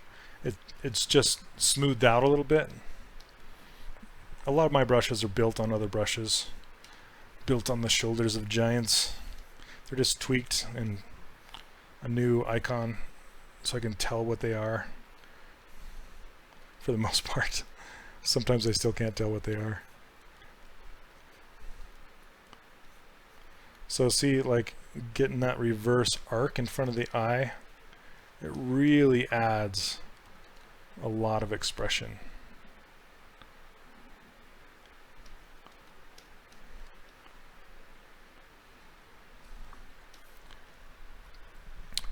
So how do I make the thumbnails for my brushes? Yeah, but I like lunch. So to make these icons, essentially what you do. Do you want me to show you really quick? So they have been edited in Photoshop, but to get the initial thing, that is done inside of ZBrush. And what I did is I just basically took a big sphere, and then I took the brush, and then I did whatever the brush does to it on top of the sphere, like with the I'm pointing at my screen like you can see it. So with the detail brush, I essentially had that sphere and I just ran the detail brush down it a couple times until it made that crevice, the butt. And then, you know, the pinch one and the cloth one, it's essentially a sphere. And then it's just been cropped down to that size of an icon, and then you can just load it when you're working with your brushes right here. So you can just see how it says select icon right here. You can just load an icon on whatever brush you want, and then it puts that icon on there. So you can also load in here. Let's see. Yeah, let me hide this ruler, and I'll hide these. Sorry, my keyboard's squeaking. Squeaky. So essentially you can also like if I just cut it down like that, or do a pinch, I don't know, I want to make something that's kind of apparent. I'll turn off symmetry and do like this. Here we go. So I just cut in there and say I want this to be my icon. So like these other ones, this is how they did the trim dynamic and the chisel. They just basically took a sphere and drew on it like that. Then what I can do is I can go to my brush menu, and if I hold down Alt, this is a trick. So this is a hidden ZBrush gem. If I hold down Alt and I tap on select icon, look at that. There it is. Boom. And it's all cropped and everything and put up in there. So now then you have to save it. So if you go brush save as and you save that as a new brush, it will, I'm not going to save this because I'll pull my icon back in, but that's essentially how you make brush icons. So ding. That's how you do it. Yeah, like honestly, ZBrush is gigantic. There is so much stuff in here. Like trying to teach this beast of a program, it took me 2.5 years to organize all the pieces together, and I'm still adding to it, and I'm still growing it, and making it bigger. And can you overwrite the built-in brushes? Sure you can. Yeah. So there's some like this. Well, that's my polish brush, but I had so this inflate brush is essentially the inflate brush that ships with ZBrush, but I gave it a new icon and I turned down the intensity and I named it my own brush. This is probably the brush that I touched the least, and that's, you can just override it, and what you can do is you can save it. There's 2 places you save brushes, maybe 3. So it gets kind of confusing, but I'll show you. So if I go brush and I go to save as, if you go to, so here's one. This is where you save your custom brushes. If you want custom brushes, you can save them here, and that is under like ZBrush 4R8 Z Startup brush presets. You can save them here. So if you go to 3D Character Workshop and you get my brushes and you download them, this is where you drop them in order for the user interface to see them and grab them and put them, populate the interface with them. But if you want to overwrite the standard brushes that ZBrush gives you, just go to ZBrush 4R8, go to Z Data. This can kind of you're going to overwrite it, and you can't get them back unless you reinstall ZBrush. So you got to be careful. But if you go into brush presets right here, they're all right here, and this includes all of them. So even the ones, there's some that are inside brushes underneath the browser up here. So go to brush. There's a whole bunch more brushes here. So there's a ton of them. And just to keep things organized and not overwrite the original brushes, I'll just put them in that Z Startup brush presets folder, and you can grab them and bring them in here and just populate them however you want. So let's see, thousands of potential ZBrush gems. I know I was doing, I kind of overwhelm myself sometimes because I try to release a ZBrush gem like every Friday, and some inspirational stuff on Tuesdays, and it just depends, but I get sidetracked and busy and I lose track of time. But there are enough ZBrush gems to release one like every Friday for a long time.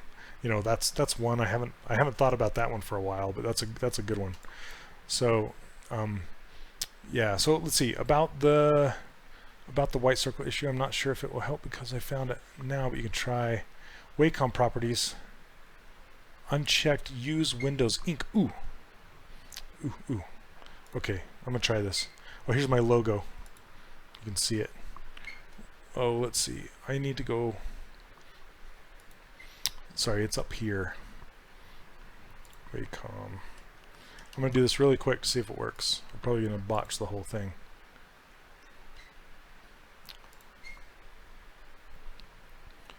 So let's see, you said under the ZBrush app. I don't even have it on here. Maybe that's why it's not working. I still need to add my ZBrush app in here because I had to reinstall Windows on this machine. So I'll try that after the stream. I'll put a ZBrush, I'll add ZBrush in here and try that. That's a super good tip. Thanks, man. All right, but for you Wacom users, that's what you got to do. Okay. What the heck? Where's my yelling guy? There he is. Let's go through. It saves each of these poses in their own tool, so you can see the ones we've gone through. There's chill guy, and surprise smiley guy, and now we got open mouth, my gird guy. Oh my god! Yeah, you don't want. It's under calibrate. Okay, you don't want Windows ink on at any time. That is an awesome tip. Tip of the century right there. All right, Sumerian. Yeah, thanks for dropping by. Thanks for hanging out again. Have a good evening. We'll see you next week. All right, I think we're pretty close to this one.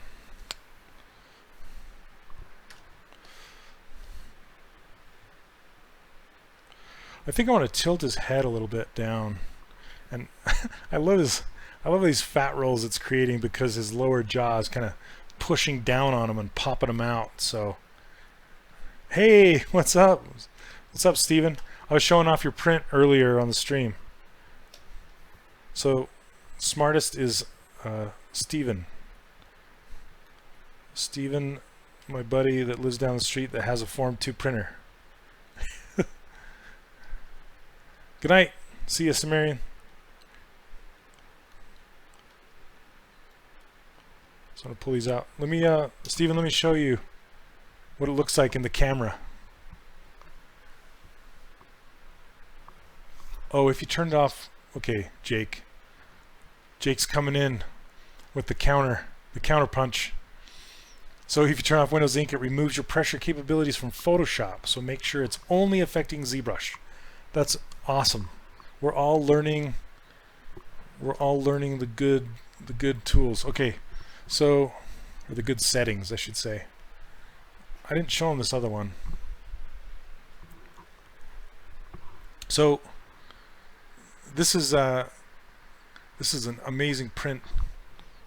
Here, let me pull up my screen one more time. Hold on 1 second. I can make my camera all big. Here we go. So check this out if it focuses. Focus. There it goes. Look at that. Look at the detail on that. Boom. So good. Let me see. You can even see the line going down. See the line going down her leg right there? Such high detail. Oh, awesome. Yeah, I printed it out. So Steven, the smartest in this chat channel, he printed it for me. And there's the base. You can see I used live boolean to key this, to key her feet out of the base. And then I used the new text feature right here. And I used the bend and to bend it around the arc of the base.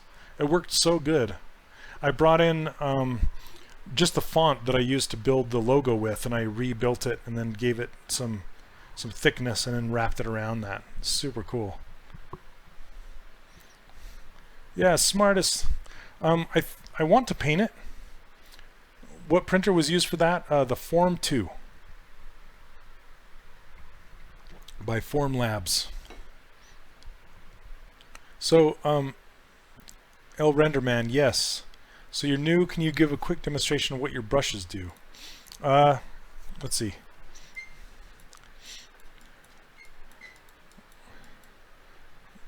Okay, let me go back. And then I'll show you. Okay, so right now I'm just posing. I was just doing this pose right here, but I wanted to bend. I want to bend him down a little bit more.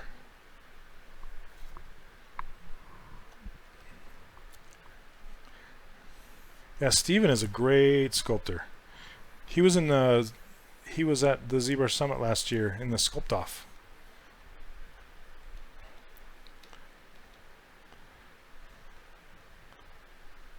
Mutated jellyfish. Oh, yeah, huge head. Thanks. Get that back down there. I should put it way down here. Small. I want to make it bigger. I want to fill the whole screen with it. Rah. All right.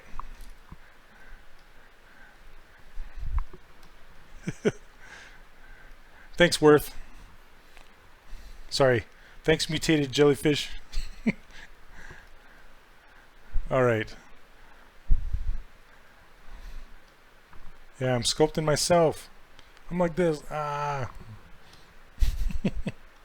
All right. Shenanigans. That's what we're doing tonight. Shenanigans.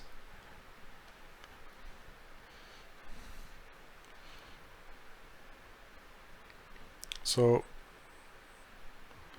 I just wanted to kind of pull him down like this.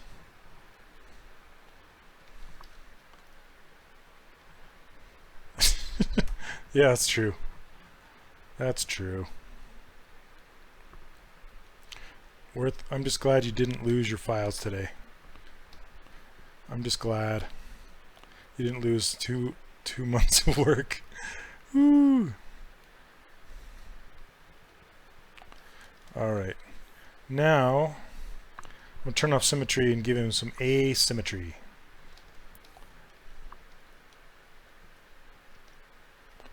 Incremental saves, everybody. Do it. Words to live by.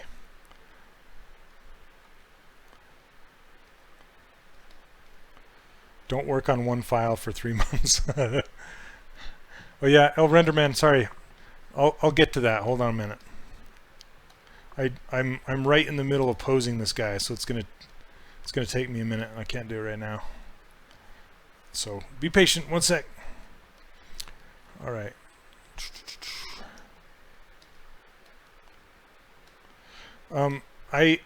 If you go to 3D Character Workshop, there's some videos down there, and I walk you through each one of my brushes.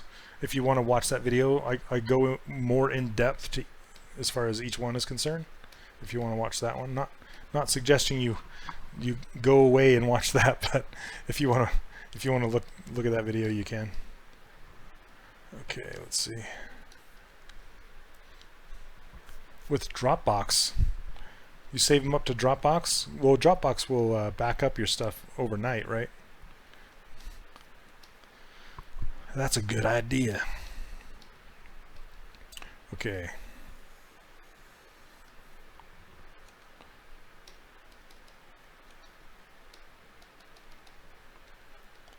It just saves mirrors, inversions. I should use that more.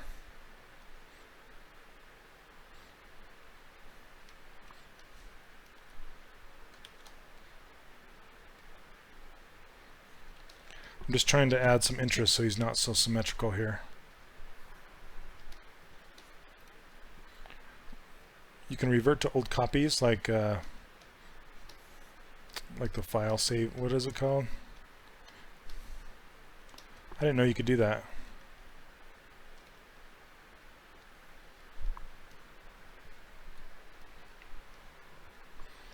And I think I want to open his mouth bigger.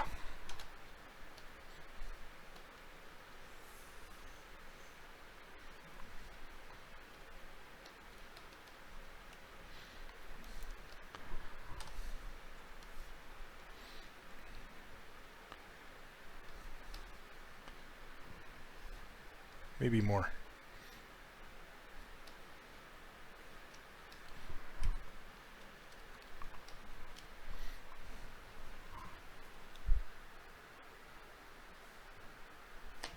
All right. Okay, I think we're done with this one.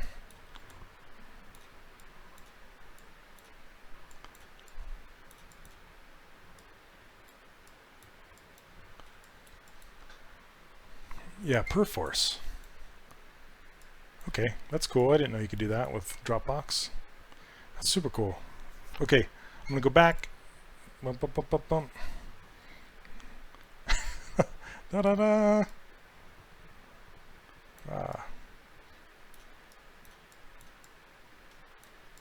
There's something that's not quite working with that pose. I think it's how much see how much of a back of a head I have going, and this one, his head is kind of pulled up and his neck is dropping out from behind. So let me see if I can do that really quick. I need to turn on that layer. He turns black. Bovrati.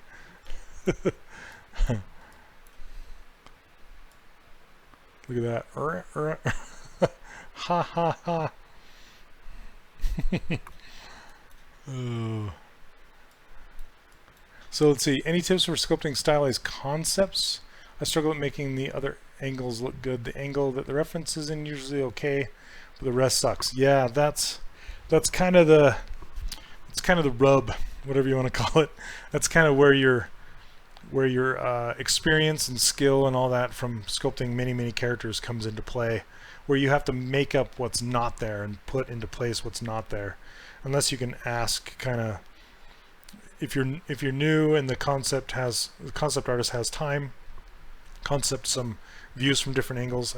I usually don't recommend that, because then you're asking the original artist to interpret what he has drawn before, and you'd be surprised how often they get it wrong even though it's their own character. It depends on the character concept guy, but a lot of times, see, this is what layers does sometimes.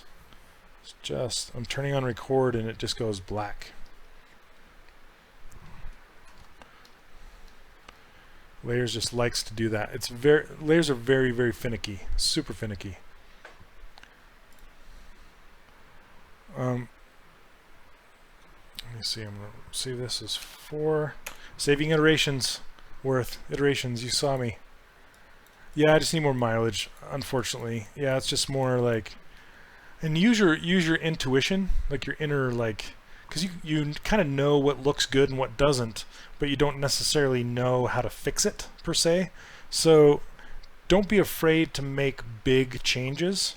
So what I was trying to do here is, you know, I can see that the back of his head is just too big as compared to this cool concept here. So I wanted to kind of drop that back and, you know, push that down, but it's got layers. So you need, in order to adjust that layer, you need to turn it on to record. But if I turn it on to record, it goes black. Oh, and there it's not. Okay, cool. Let's see if I can do it. Oh, that's because I was in a higher subdivision level and this layer is on a lower subdivision level. So there we go. Bam. So I just wanted to lose some of that volume to match, because as his head is lifting, that fat on the back of his neck is kind of getting less volume as it's coming up, you know. That's how I like to think of it anyway. And we can test it. Excuse me one sec.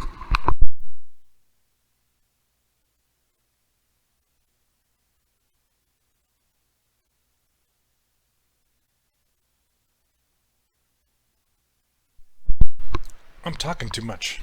Yappity yappity. All right. So let me solo this. It's pretty fun to mess with these layers. You can go reverse too. it can look like old man hippo. So there is a way. Oh, you gotta go? All right, Raphael. Thanks for stopping by, man. Okay. There is a way to make everything follow when you're doing expressions like this, and that is to put everything in the same subtool, because layers only can work on the subtool that they're on. So each of my parts, like the teeth and the eyes and all that, they each have their own layer. So if I were to combine all of them together, then go through this same process, that morph target would affect everything, like the eyes, because they'd all be on the same, in the same subtool, if that makes sense. So, oh yeah, you can use the animation.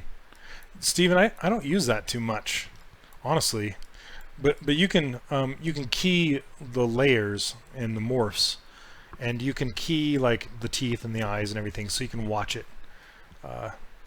Yeah, there's yeah, you've never touched it either, huh? Yeah, it's a cool layer thing, but I haven't touched it.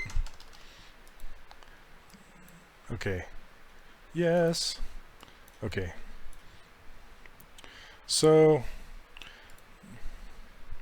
here are the other ones. That one, that one. You can't really tell because the eyeballs are out in space. But okay, I'm gonna do another one. What time we got? 10 o'clock? We have an hour. See if we can do one more in an hour. maybe this. I'm going to try and get this, maybe this lip shape, because that's kind of hard. Yeah, that's how you feel about layers. You got homework to do. So, like I said early in the stream, I warn you about layers. Layers are a finicky beast. I only use layers if I'm either A, testing something out, or B, doing expressions. That's the only time I really use layers. Otherwise, I stay away. Oh, to save camera positions. Yeah. That is cool. I usually save camera positions with the document ZApp link properties right here. I save them right here. Do you know you could do that? There's another ZBrush gem for you. So I'll show you really quick. Say I want to save this one. I know it's not like perfectly from the front, but you can kind of get it from the front. Go to document and hit, come on. Go to document and hit front right here. And it'll save it and it'll automatically make a back. And then you can go right here to the left, go document left, and it'll automatically make a right. So now if you click any of these buttons, it'll pop that camera to any of those angles. Right, left, back, front. And you can do some custom ones too. Like a 3/4 view, just hit custom one.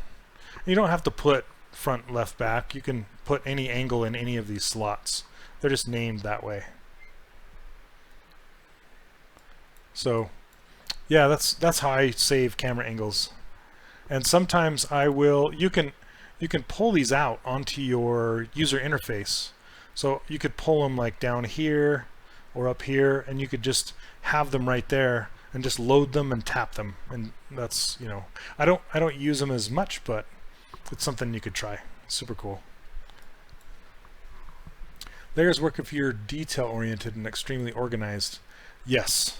If you aren't, there's a good chance it will destroy your model. It's like playing with fire, honestly. Fire, super powerful. It can destroy all your stuff. Yes, fire. Layers are fire. Oh, sorry, I need some coffee tonight. Okay, let's do another one. Make sure all my layers are turned off. So how's it going, Steven, anyway? So Steven is currently preparing my pirate girl to be printed. Yes. Yay, Steven. Go, Steven, go. We should switch to your monitor, Steven. If I could pull you in here, I would. It would be probably super helpful. It's going well. Sweet. Very cool.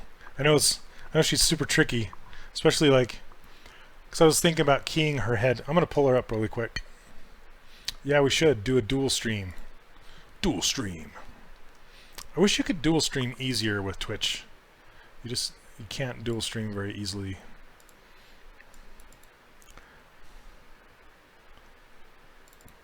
So that is the Tipose pose. There we go. Power of 3D printing in real time. No kidding, right? So, oh dang, I should have given you the base with the 3D character workshop on the front, but I didn't. Oh well. Oh well. Next time. So this is the pirate girl that I made a couple streams ago, and let's turn off the colors so you can see. I think I gave Steven, didn't I give you one with the sculpted in eyeballs? Does she have sculpted eyeballs? If you want to, I don't know if you want to go to that length, because the one from Kate has, I mean, you could fill them in, but has the keys in the base. But if you want to, sure. Sure. I should have given you the one with the sculpted in eyeballs. Tell me if I didn't, and I'll make sure I get those to you. So anyway, I'm really anxious to see. No sculpted eyes? Okay. Gosh dang it, I gotta find. I did one with sculpted eyes, so I'll have to give them to you. But I just used Kate's eyes and stuck them in there. because they worked so good. So do you guys want to see the print file for her? Let's see. ZTools. Oh, here it is. I bet this is it.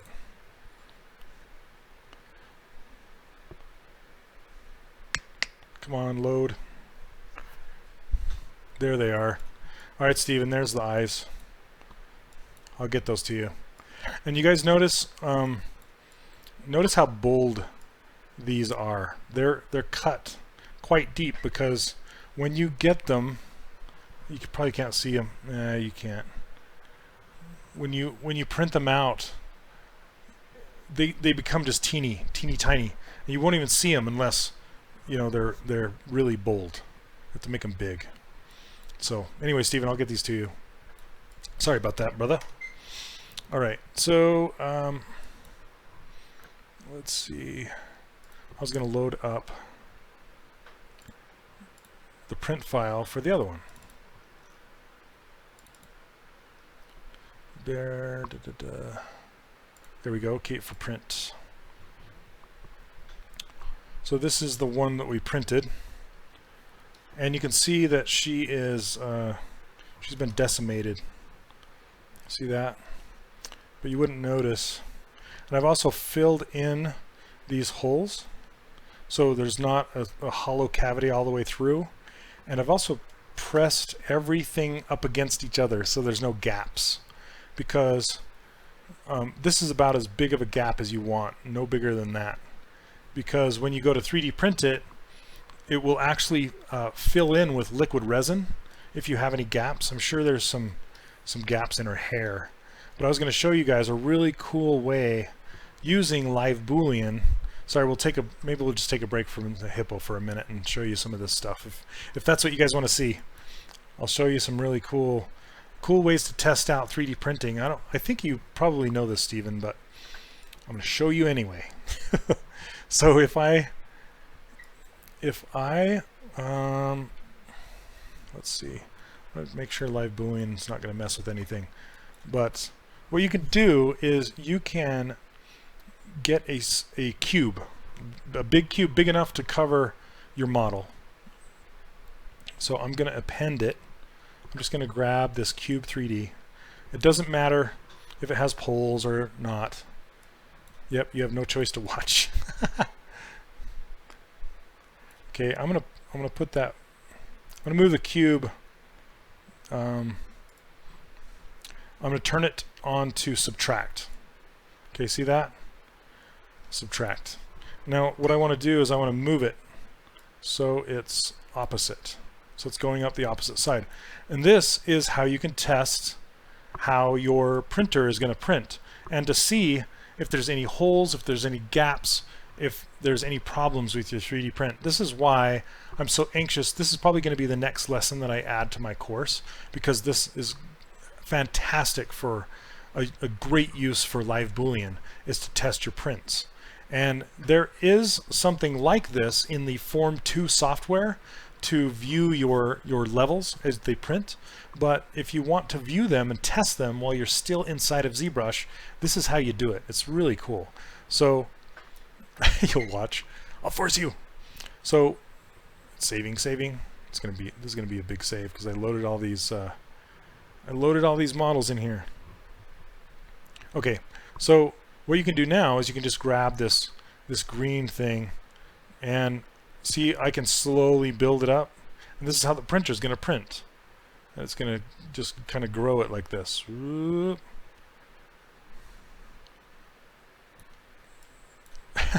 Stamp of approval. So you can see when it gets up to here, there's a this is going to have to be supported. So that's where the supports are going to go first, is where that gun tip is. So if you're going to be putting in manual supports, you're going to want to put it over there and make sure it's supported. Yeah, it's exactly like slicer software. That's the word I was looking for, thanks. Slicer software. So you can see how your printer is going to slice up your model. And you can just kind of grow it and see if you have any gaps. So I'm going to zoom in here. My stinking keyboard keeps squeaking. Sorry about that. But you can see, I mean, these gaps are very minimal. They're so small that they'll fill with resin when it's printing and just fill in. But if you had larger gaps, like actual holes in your mesh, which I actually did when I first started, I didn't realize that I actually accidentally hollowed her out from her torso up. So this is super nice to be able to see if you've messed up your model like I had. And you can see what you're subtracting if you hit Control F, or sorry, Shift F. You can see the actual piece and where it's at that you're subtracting out of your model. So I can shrink this guy and then move him down, and then hit Shift F to turn it back off. Just so my gizmo isn't so high up in space, I can grab it. Tuatra, nice. No need to catch a train tonight. Sweet. Welcome to the stream. Awesome. So I was going to show you there are some cavities in her hair that I didn't fill. And I just wanted to show you what they looked like. See that right there? This is something I probably could and should fill. I just didn't. And what that's going to do when it prints is that's going to hold a tiny pocket of liquid resin that is not going to cure. So I'm sure there's a tiny pocket of liquid resin inside her hair that did not cure, but that's okay. We don't. It's not that big a deal. But when you have a big model, and say also if it has a little tiny pinhole like underneath the bottom, you'll get the print out. And if there's any kind of cavities like this, and there's a pinhole for it to drain out of, you're going to get this leaking seepage, and it will never cure. It's so weird. It'll look all shiny on your model. Some of the characters that we were doing, they leaked out of their eyes. It was so weird, or their nose, and it would get shiny on their face, and you couldn't clean it up. It was kind of annoying, but funny at the same time. So yes, you can print hollow. It was just too thin because it wasn't intentional when I did it, but you can absolutely hollow out your models to save on resin. It will make them much lighter if you do hollow them out. But if you we obviously had to hollow out that guy back there, and we hollowed out just the bigger characters like Wreck-It Ralph and let's see, and Hulk and Hulkbuster. It was pretty cool. Ian Jacobs worked on Hulkbuster, and you know how he's got thrusters in his hands? He actually made those thrusters, the holes, to drain out the resin. It was pretty cool. Oh, you set it out in the sun and it seals. It does finely harden, right? But it stays shiny. Like it's not that nice matte surface. You can still see it have a kind of a shiny sheen. Charles Sheen. Martin Sheen to it. Okay. Anyway, that's a cool way you can see, yes, seepage. There's seepage? Should get that looked at. Oh man. Okay. So let's see. I'm trying to think of what else. Okay, so when I keyed this out of the base here, I could show you that real quick. So here are this. Let me show you. I'm going to turn this off.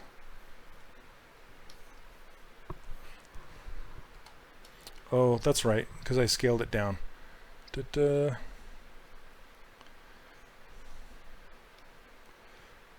me see if I can show you the different parts that made up the base and how I cut it out.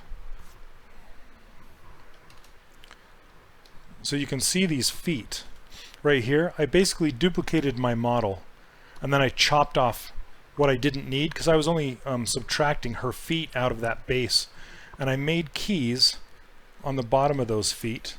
So essentially they're just cubes, but I took the cubes and I tapered them, and that way they'll go in and out of the keyhole easier.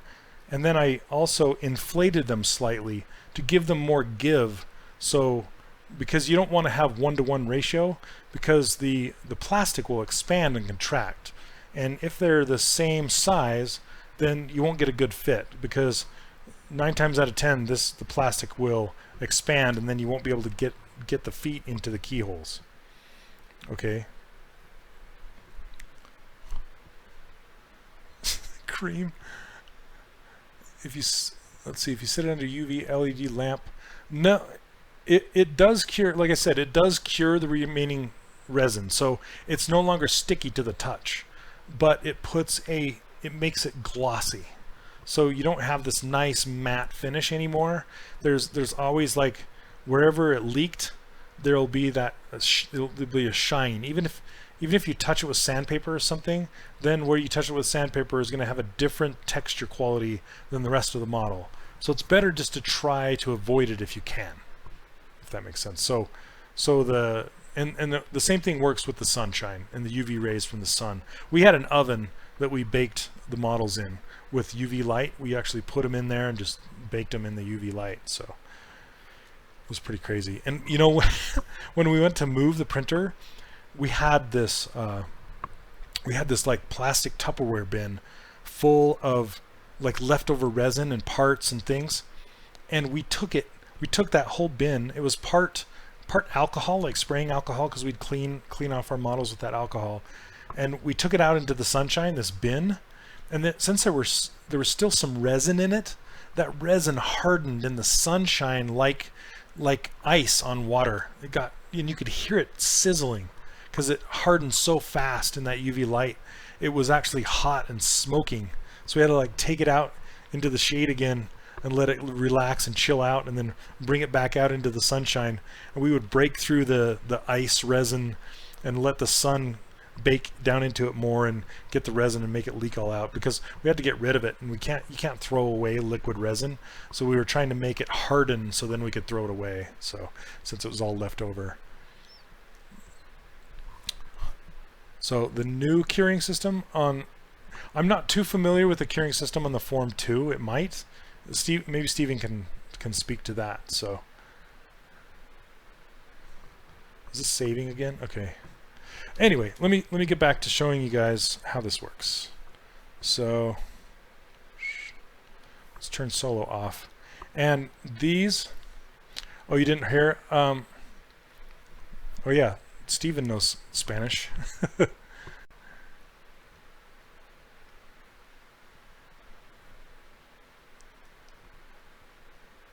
Yeah, Steven is here. Save the day. So I'm going to move, I have the feet selected, I'm going to move the feet. And you can see that. See, I'm using live Boolean. That's how I key them right out of there. That is insane. That just blows my brain that I can do that. Because when we were working on Infinity, we had to key all the bases and everything. And keying would take us at least a couple hours to do. This way, it's like, it's set it and forget it. It's just done, you know? Like, it's so cool. So cool. Anyway, and then, like I said, this texture, this font, is just the text tool.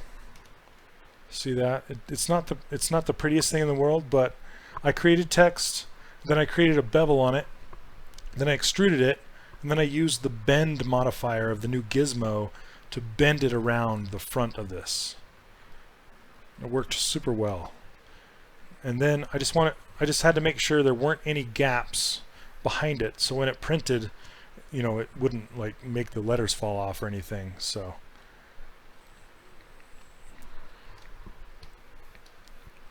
then I also added I made sure that the letters on the back where they hit the base, they were a little bit larger on the back than they were on the front, so the letters actually taper smaller as they come outward. And just for effect. I don't know why I really did that, but they came out really nice, like on the printer. Super cool. I don't know if you can see that, but Live Boolean is from 4R8. Yes, it is. Yeah, that's brand new to 4R8. And that's all I did, is just lop those feet off and expanded them, made a key, and then subtracted them out of here. And then I used that same key and I put them on the bottom of her feet.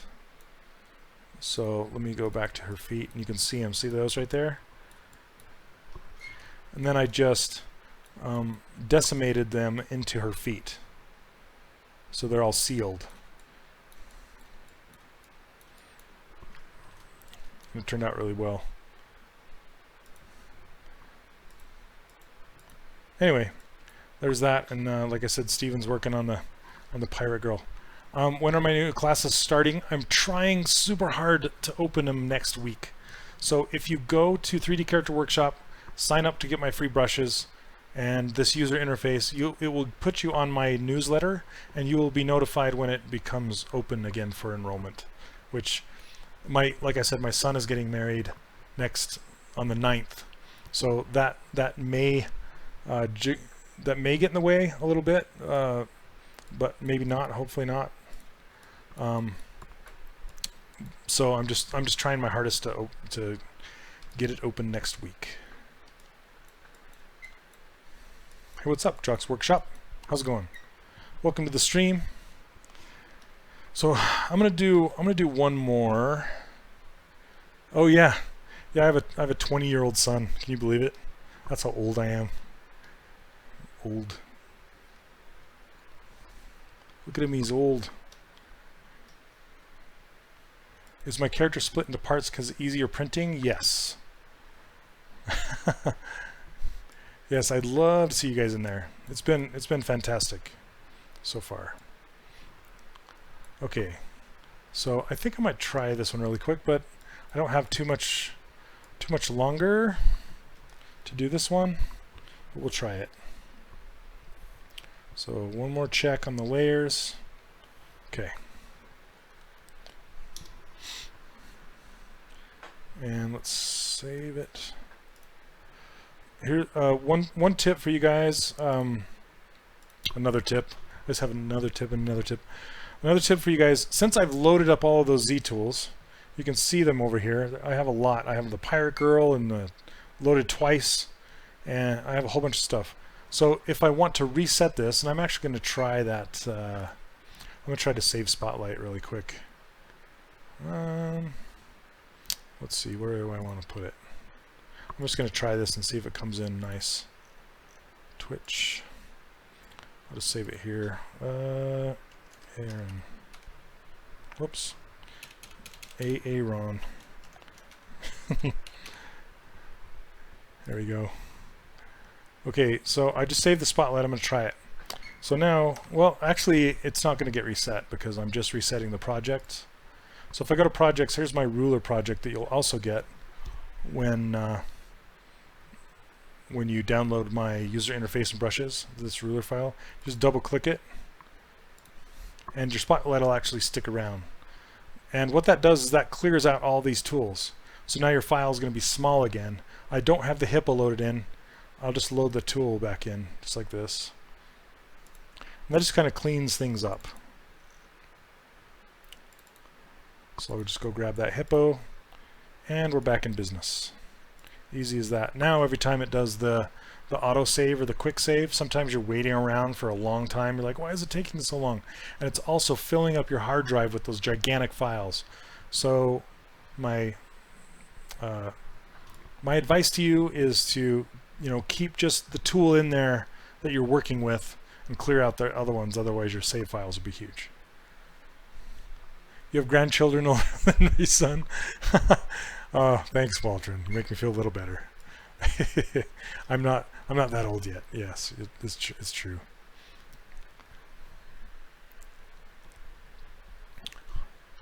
Thanks. Thanks for the congrats. Appreciate it.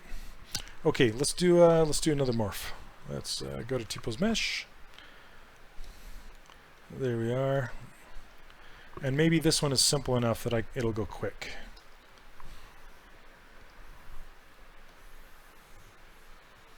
Yeah, T-Chan, that's another thing. As I want to make a PDF that you can download. It's like, here are the steps I go through in a daily sculpt session. It's like, okay, I open up ZBrush, then I open up my project, then I load in my tool, then I load in my Spotlight, then I get to work. And then at the end of the day, you're like, okay, I save my tool, I close ZBrush, and it's kind of it's not a typical workflow at all. something that you kind of need to get a good grasp on is your own techniques. So I'm going to tilt his head forward.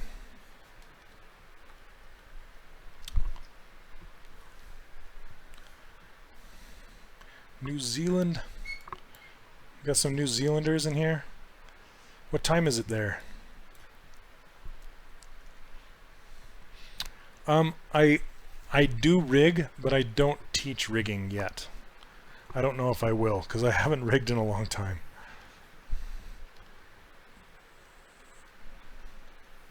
I'm not the that's my, I would say rigging is my third skill. Second is animation. Down in Wellington. Wellington.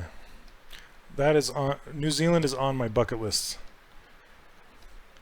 I want to go there someday.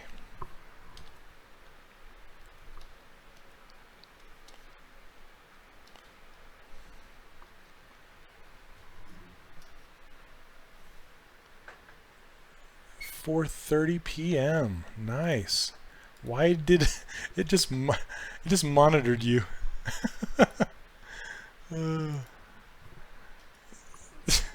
Steven, you're putting swears in there. Gonna have to boot you. I don't even know why it's like this guy is saying bad things. New Zealand is a swear word. Alright. Sweet. That'd be awesome.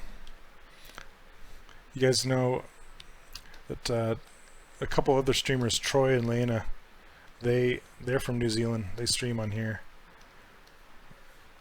Troy used to work for Weta. Now they're doing I Has Toys.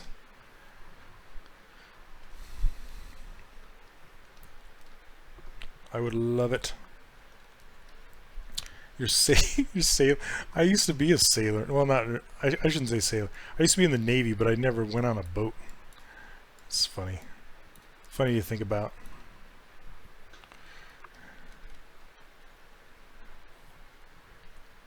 You're the only one that did ZBrush stuff. Have you watched their stream? It's quite risque but entertaining. Super entertaining. They are good at what they do. James, do the haka before starting every ZBrush session. Oh. Have you been to New Zealand, James?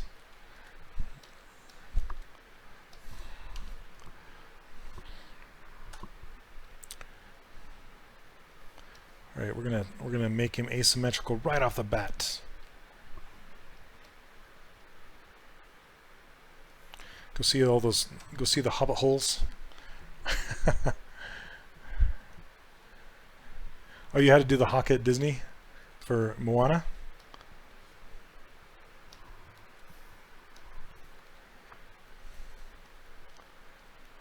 Nice.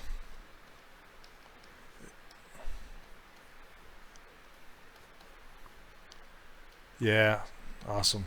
So in Utah, there are layers on right now. When you're posing it, what it does, you can see right over here. See this? It's kind of like it puts your model on hold, and it kind of gathers everything up at the lowest resolution and brings it over here. And you work on it, and you work on it, and then when you're all done, then you take it back over to your main model and populate it and make it high res again. It's kind of like pushing pause on your main model while you pose it. So it's weird, but that's how it works. So this model itself doesn't have any layers. The layers are all on this other model over here. See this one? It says 5. That means it has 5 subtools. So are there videos? Videos of what?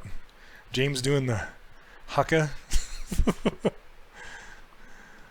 That's what I'd like. I'd pay for that. See that? Okay, let's see the teeth. Gosh dang, this ink, this Windows ink.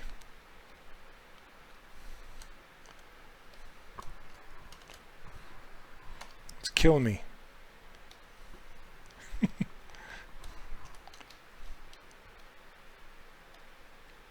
I'm just putting the teeth in their own subtools again.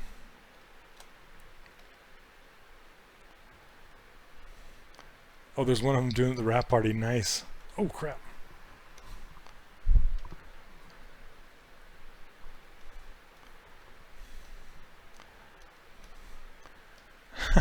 They just gathered them all. Take some here. Take some from there. So we have a large Pacific. Is it called? Correct me if I'm wrong, but like Pacific Islander culture around here in Utah, because I don't know how to say it politically correctly. A lot of them have become Mormons and moved here. There, I said it. So there are a lot of Samoan and Tongan rugby players and stuff around here, and before every rugby match they do the haka. It's really fun to watch. Oh hey Lemon, how's it going? Welcome to the stream again. So these particular expressions come from Aaron Blaze. Aaron Blaze is a traditional hand-drawn animator from back in the Disney feature days. He worked on like Brother Bear, as well as some other ones, and like Lion King, I think. And if you go to Creature Art Teacher is his website, and he teaches a whole bunch of classes. And I just saw this on his feed one day, and I'm like, hey, Aaron, can I model that? Sure. Thanks.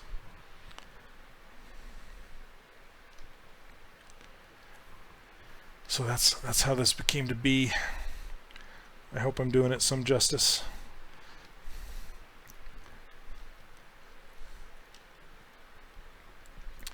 Yeah, rugby. I've never played, I've only watched. Looks fun.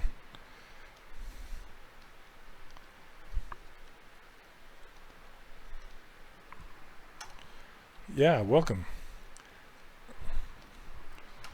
Okay, I'm gonna see if I can't get these expressions going.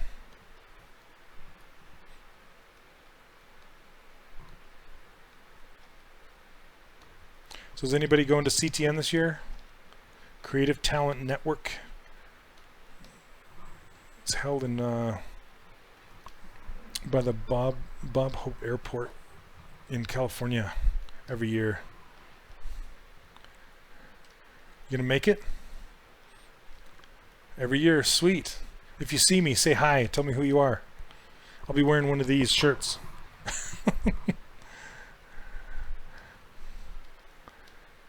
Awesome, James. If you don't go, I'm gonna come by your desk and bug you. I usually try and stop by Disney Feature every year.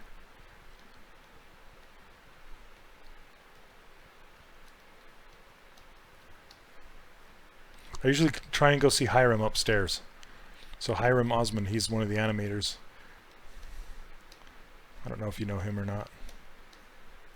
And Corey Loftus. And then of course the sculptors like Dylan Ekren and Alina Toto, Irene. All those. Zach. Yep, in the hat. Yeah, I usually wear, this is my hat. Ugh. Something like this guy. Like my bear. Like my logo bear has. Sorry, I keep scraping my mic across my chest and probably making nice noises for you. Sorry about that. I might see if I can demo on one of the hallway stages again. I did that a couple years ago. But it's kind of it was bad. It was bad though.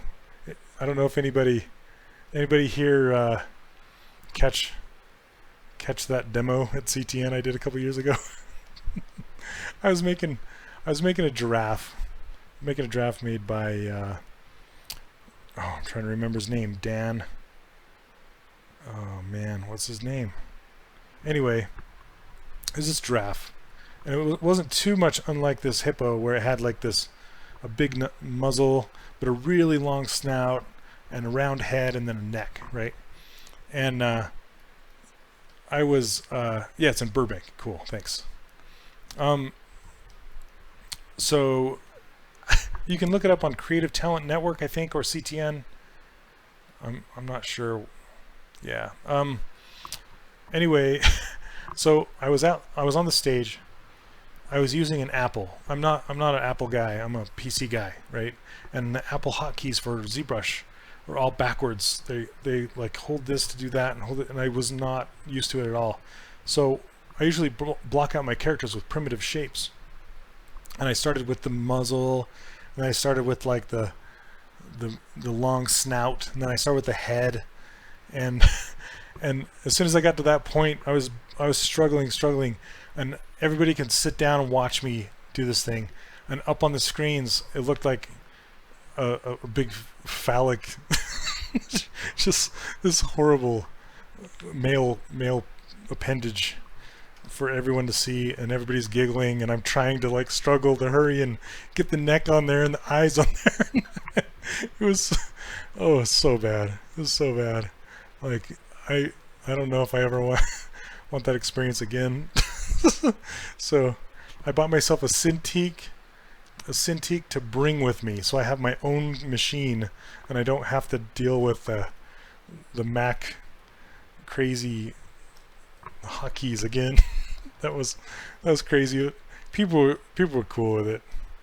You know, it was only somewhat embarrassing for a while. Oh jeez. It's like, who's this clown again? You're a Mac user. Macs are fine if you know how to use them. I'm not used to it. I'm not criticizing. I'm not harping on the Mac. I'm just not used to it. Oh, it's just, you know, forced to use something you're not used to. So anyway, that was my story. Can we still be friends? We can still be friends. Yeah, I clearly did it on purpose. 10 minutes to edit a file because of the weird hotkeys.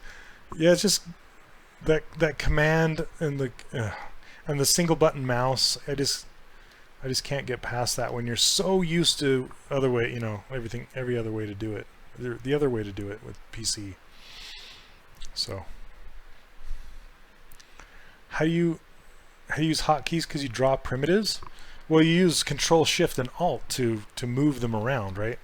So of course you use just those hotkeys and my brush ones to get them, you know, into place and stuff. It's not like I'm dreaming the primitives into shape. You have to use the hotkeys to get it done.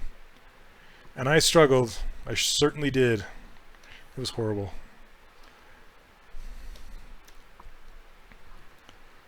Like, get this guy out of here. So they probably won't let me in there again.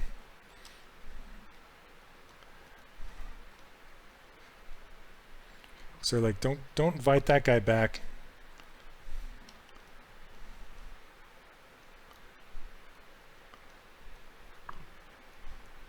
Okay, I'm gonna make these eyes look sideways.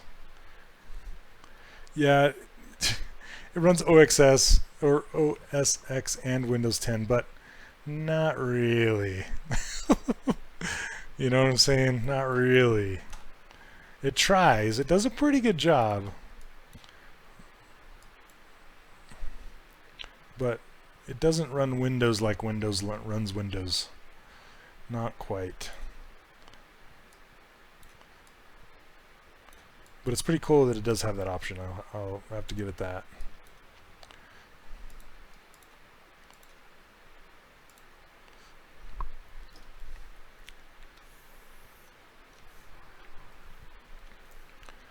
Alright. Making him look to the side.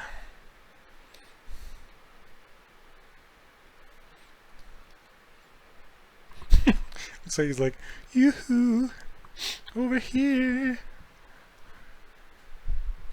Doesn't do blue screen of death. Oh, now you're cutting me deep, Shrek.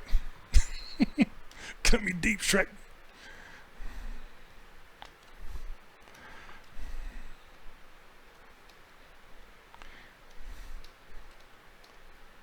I'm gonna have Mac War 2017.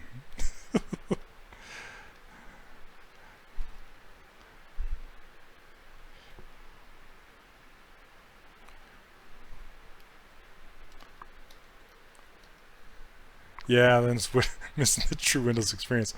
You know, I'm not gonna argue with that one. You got me there. This new machine right here. Yeah, it's powerful, but it's kind of been a lemon. I'm not gonna lie, kind of been a lemon. And this Alienware back here has been super strong. Like I can leave it on, let it run for it's ran for years, and I haven't rebooted it.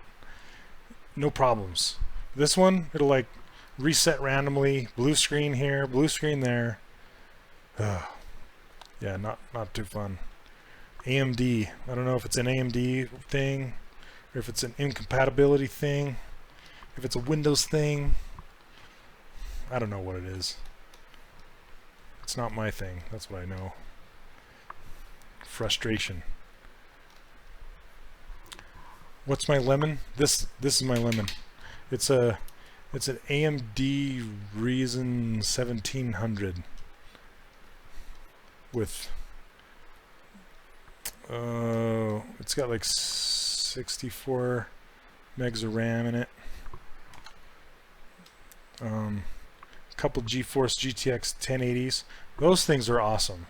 Like I said, it's powerful. It's just a lemon. It's just not. It doesn't stay running. And like this screen right here is not. It's a 4K screen, and it's not being. You know how you can run the two cards in SLI mode. So this one is awesome. The Cintiq is awesome. It's running at super high resolution, and this one is like 1080p. a 4K screen running at 1080p. It's driving me crazy. I can't figure it out. Anyway, I just ignore it and keep sculpting. Yeah, it's probably a driver issue. My power supply, I have no idea. Yep, making some sweet lemonade. Thanks, James. When life gives you lemons. Oh, that's the attitude, man. I gotta raise this up more. Let's push that expression.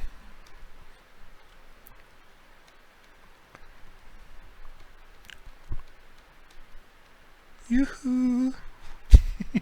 Give my characters voices.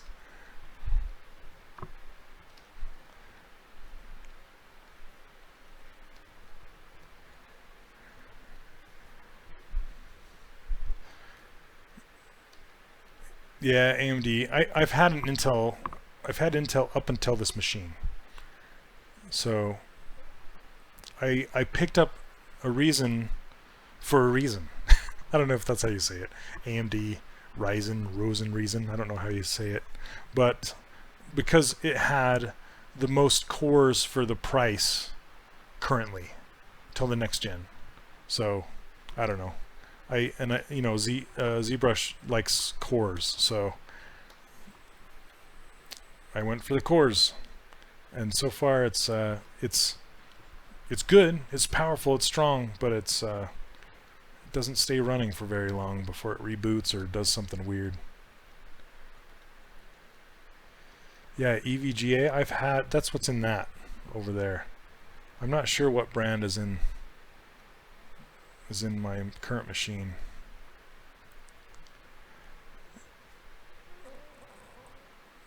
It's looking creepy. Oh, because this pupil is like not being visible.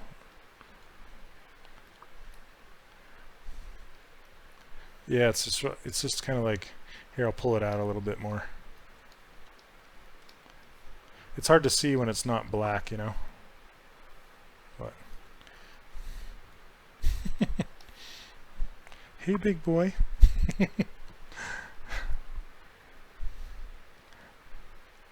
So you like hippos, huh?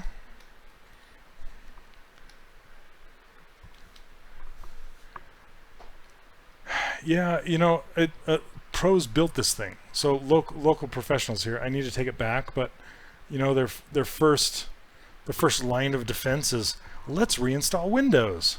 You know, and it's like, how about we don't do that and we try to fix it first without having to do that. It just drives me crazy. So, you know, because then I have to reinstall all my programs, and yeah, when I was just harping on Macs. This is my experience with this giant PC so far. So anyway, I'm just dealing with it for now.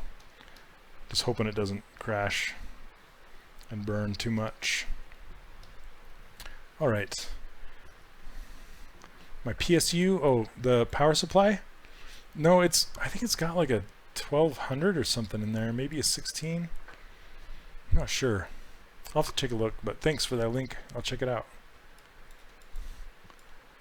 Yeah, so they replaced the whole bank of memory because they did a check and they said the memory is bad. So they replaced the whole all four chips of memory, whatever you call them, sticks, all 4 sticks.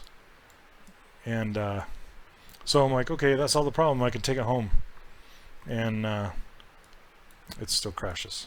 Still having problems.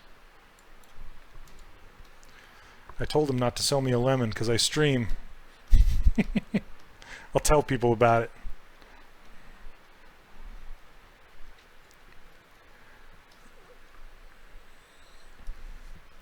Yeah, possibly. Underpower PSU. What's the last good game you played? The last good game I've played was Horizon Zero Dawn. That game, if you haven't played it, run out and get it right now. Buy it digitally.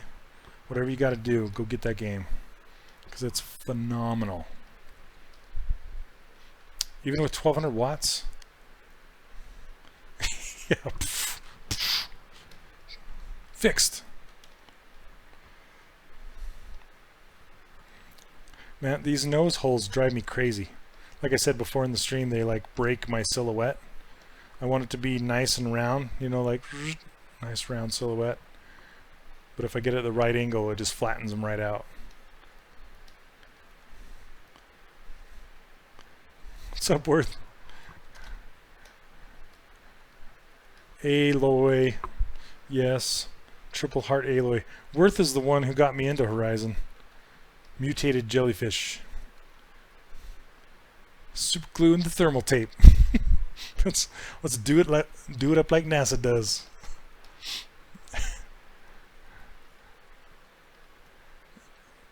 Yeah, no crashes.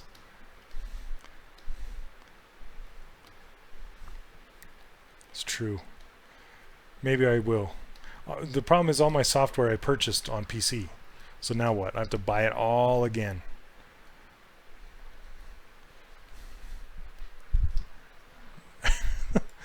MacBook Pro.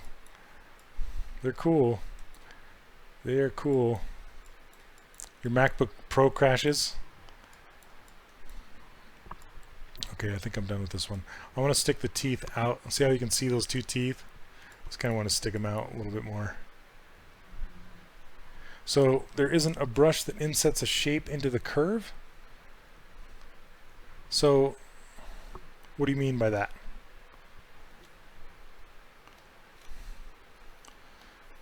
Please explain.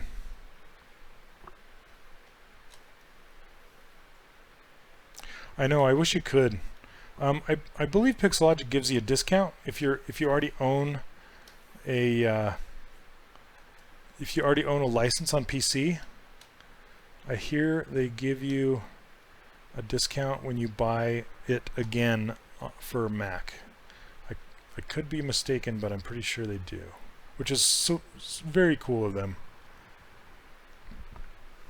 Excuse me. They do. Awesome. The Wacom Mobile Studio Pro. Yeah, it's that thing. And plus the games. I play a lot of games. I make games, I play games.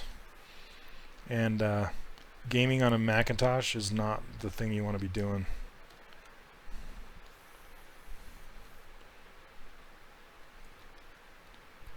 I hear. So I hear.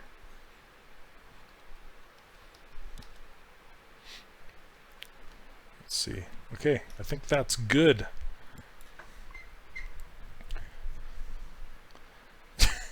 You guys. Oh, you guys. You're going to end up fighting. There's going to be a bar fight up in here. A nerd bar fight. Me, Mac. PC. Oh, man. All right, you guys. All right, let's go back. We're going back. Boom.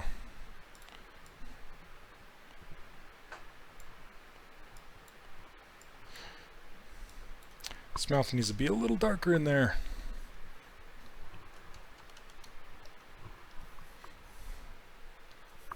Make sure you turn record on. Inflate that lip out.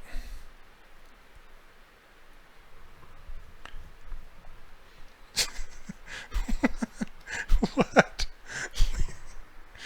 Oh man, you guys are cracking me up. You're killing me.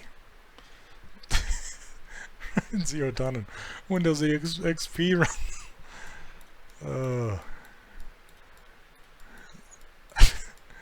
I'm gonna get in a boat. I'm gonna float over there and kick your ass.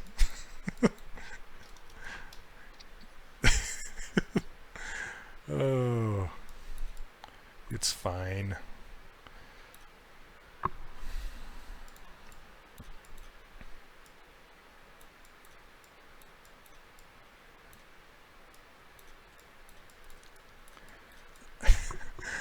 Oh, Matchmaker brush. So what do you... Sorry, I'm missing. Forgot the name of it. You get the brush, turn on the alpha, and then apply it to the surface. So the Matchmaker brush, I know what the Matchmaker brush does. I'm trying to get what you're trying to ask me. So basically what a Matchmaker brush does is, whoops, sorry, bumping my microphone again. Let me see if I can get one. I don't know if you can see this, but here, let me pump it. Let me make this bigger. Okay, so see this little playset piece? It has a dome. I don't know if you can see inside there. Let's turn it around this way. So inside it has this logo of this race. It has like a trophy and just these extra bits and this flag. Instead of making it flat on the surface, what we did was we took a sphere and we made the graphic elements like the trophy and the flag and that the sparkly things coming off. We made it all flat, but we wanted the whole thing to arc. Right now we would use the Gizmo tools, you know, the bend, and we would bend it that way. But before Gizmo and before the bend modifier, what we did was we used the Matchmaker brush. We actually stuck a sphere underneath it. Then you could take that Matchmaker brush and brush over the top of it, and it will take on the bend and the properties of whatever is underneath it. And so it actually took that whole trophy and everything and bent it down and arced it in both directions like a sphere. And then that's how we did that. So is that kind of what that's what a Matchmaker brush does. It takes on the properties of whatever's underneath it, which is really cool.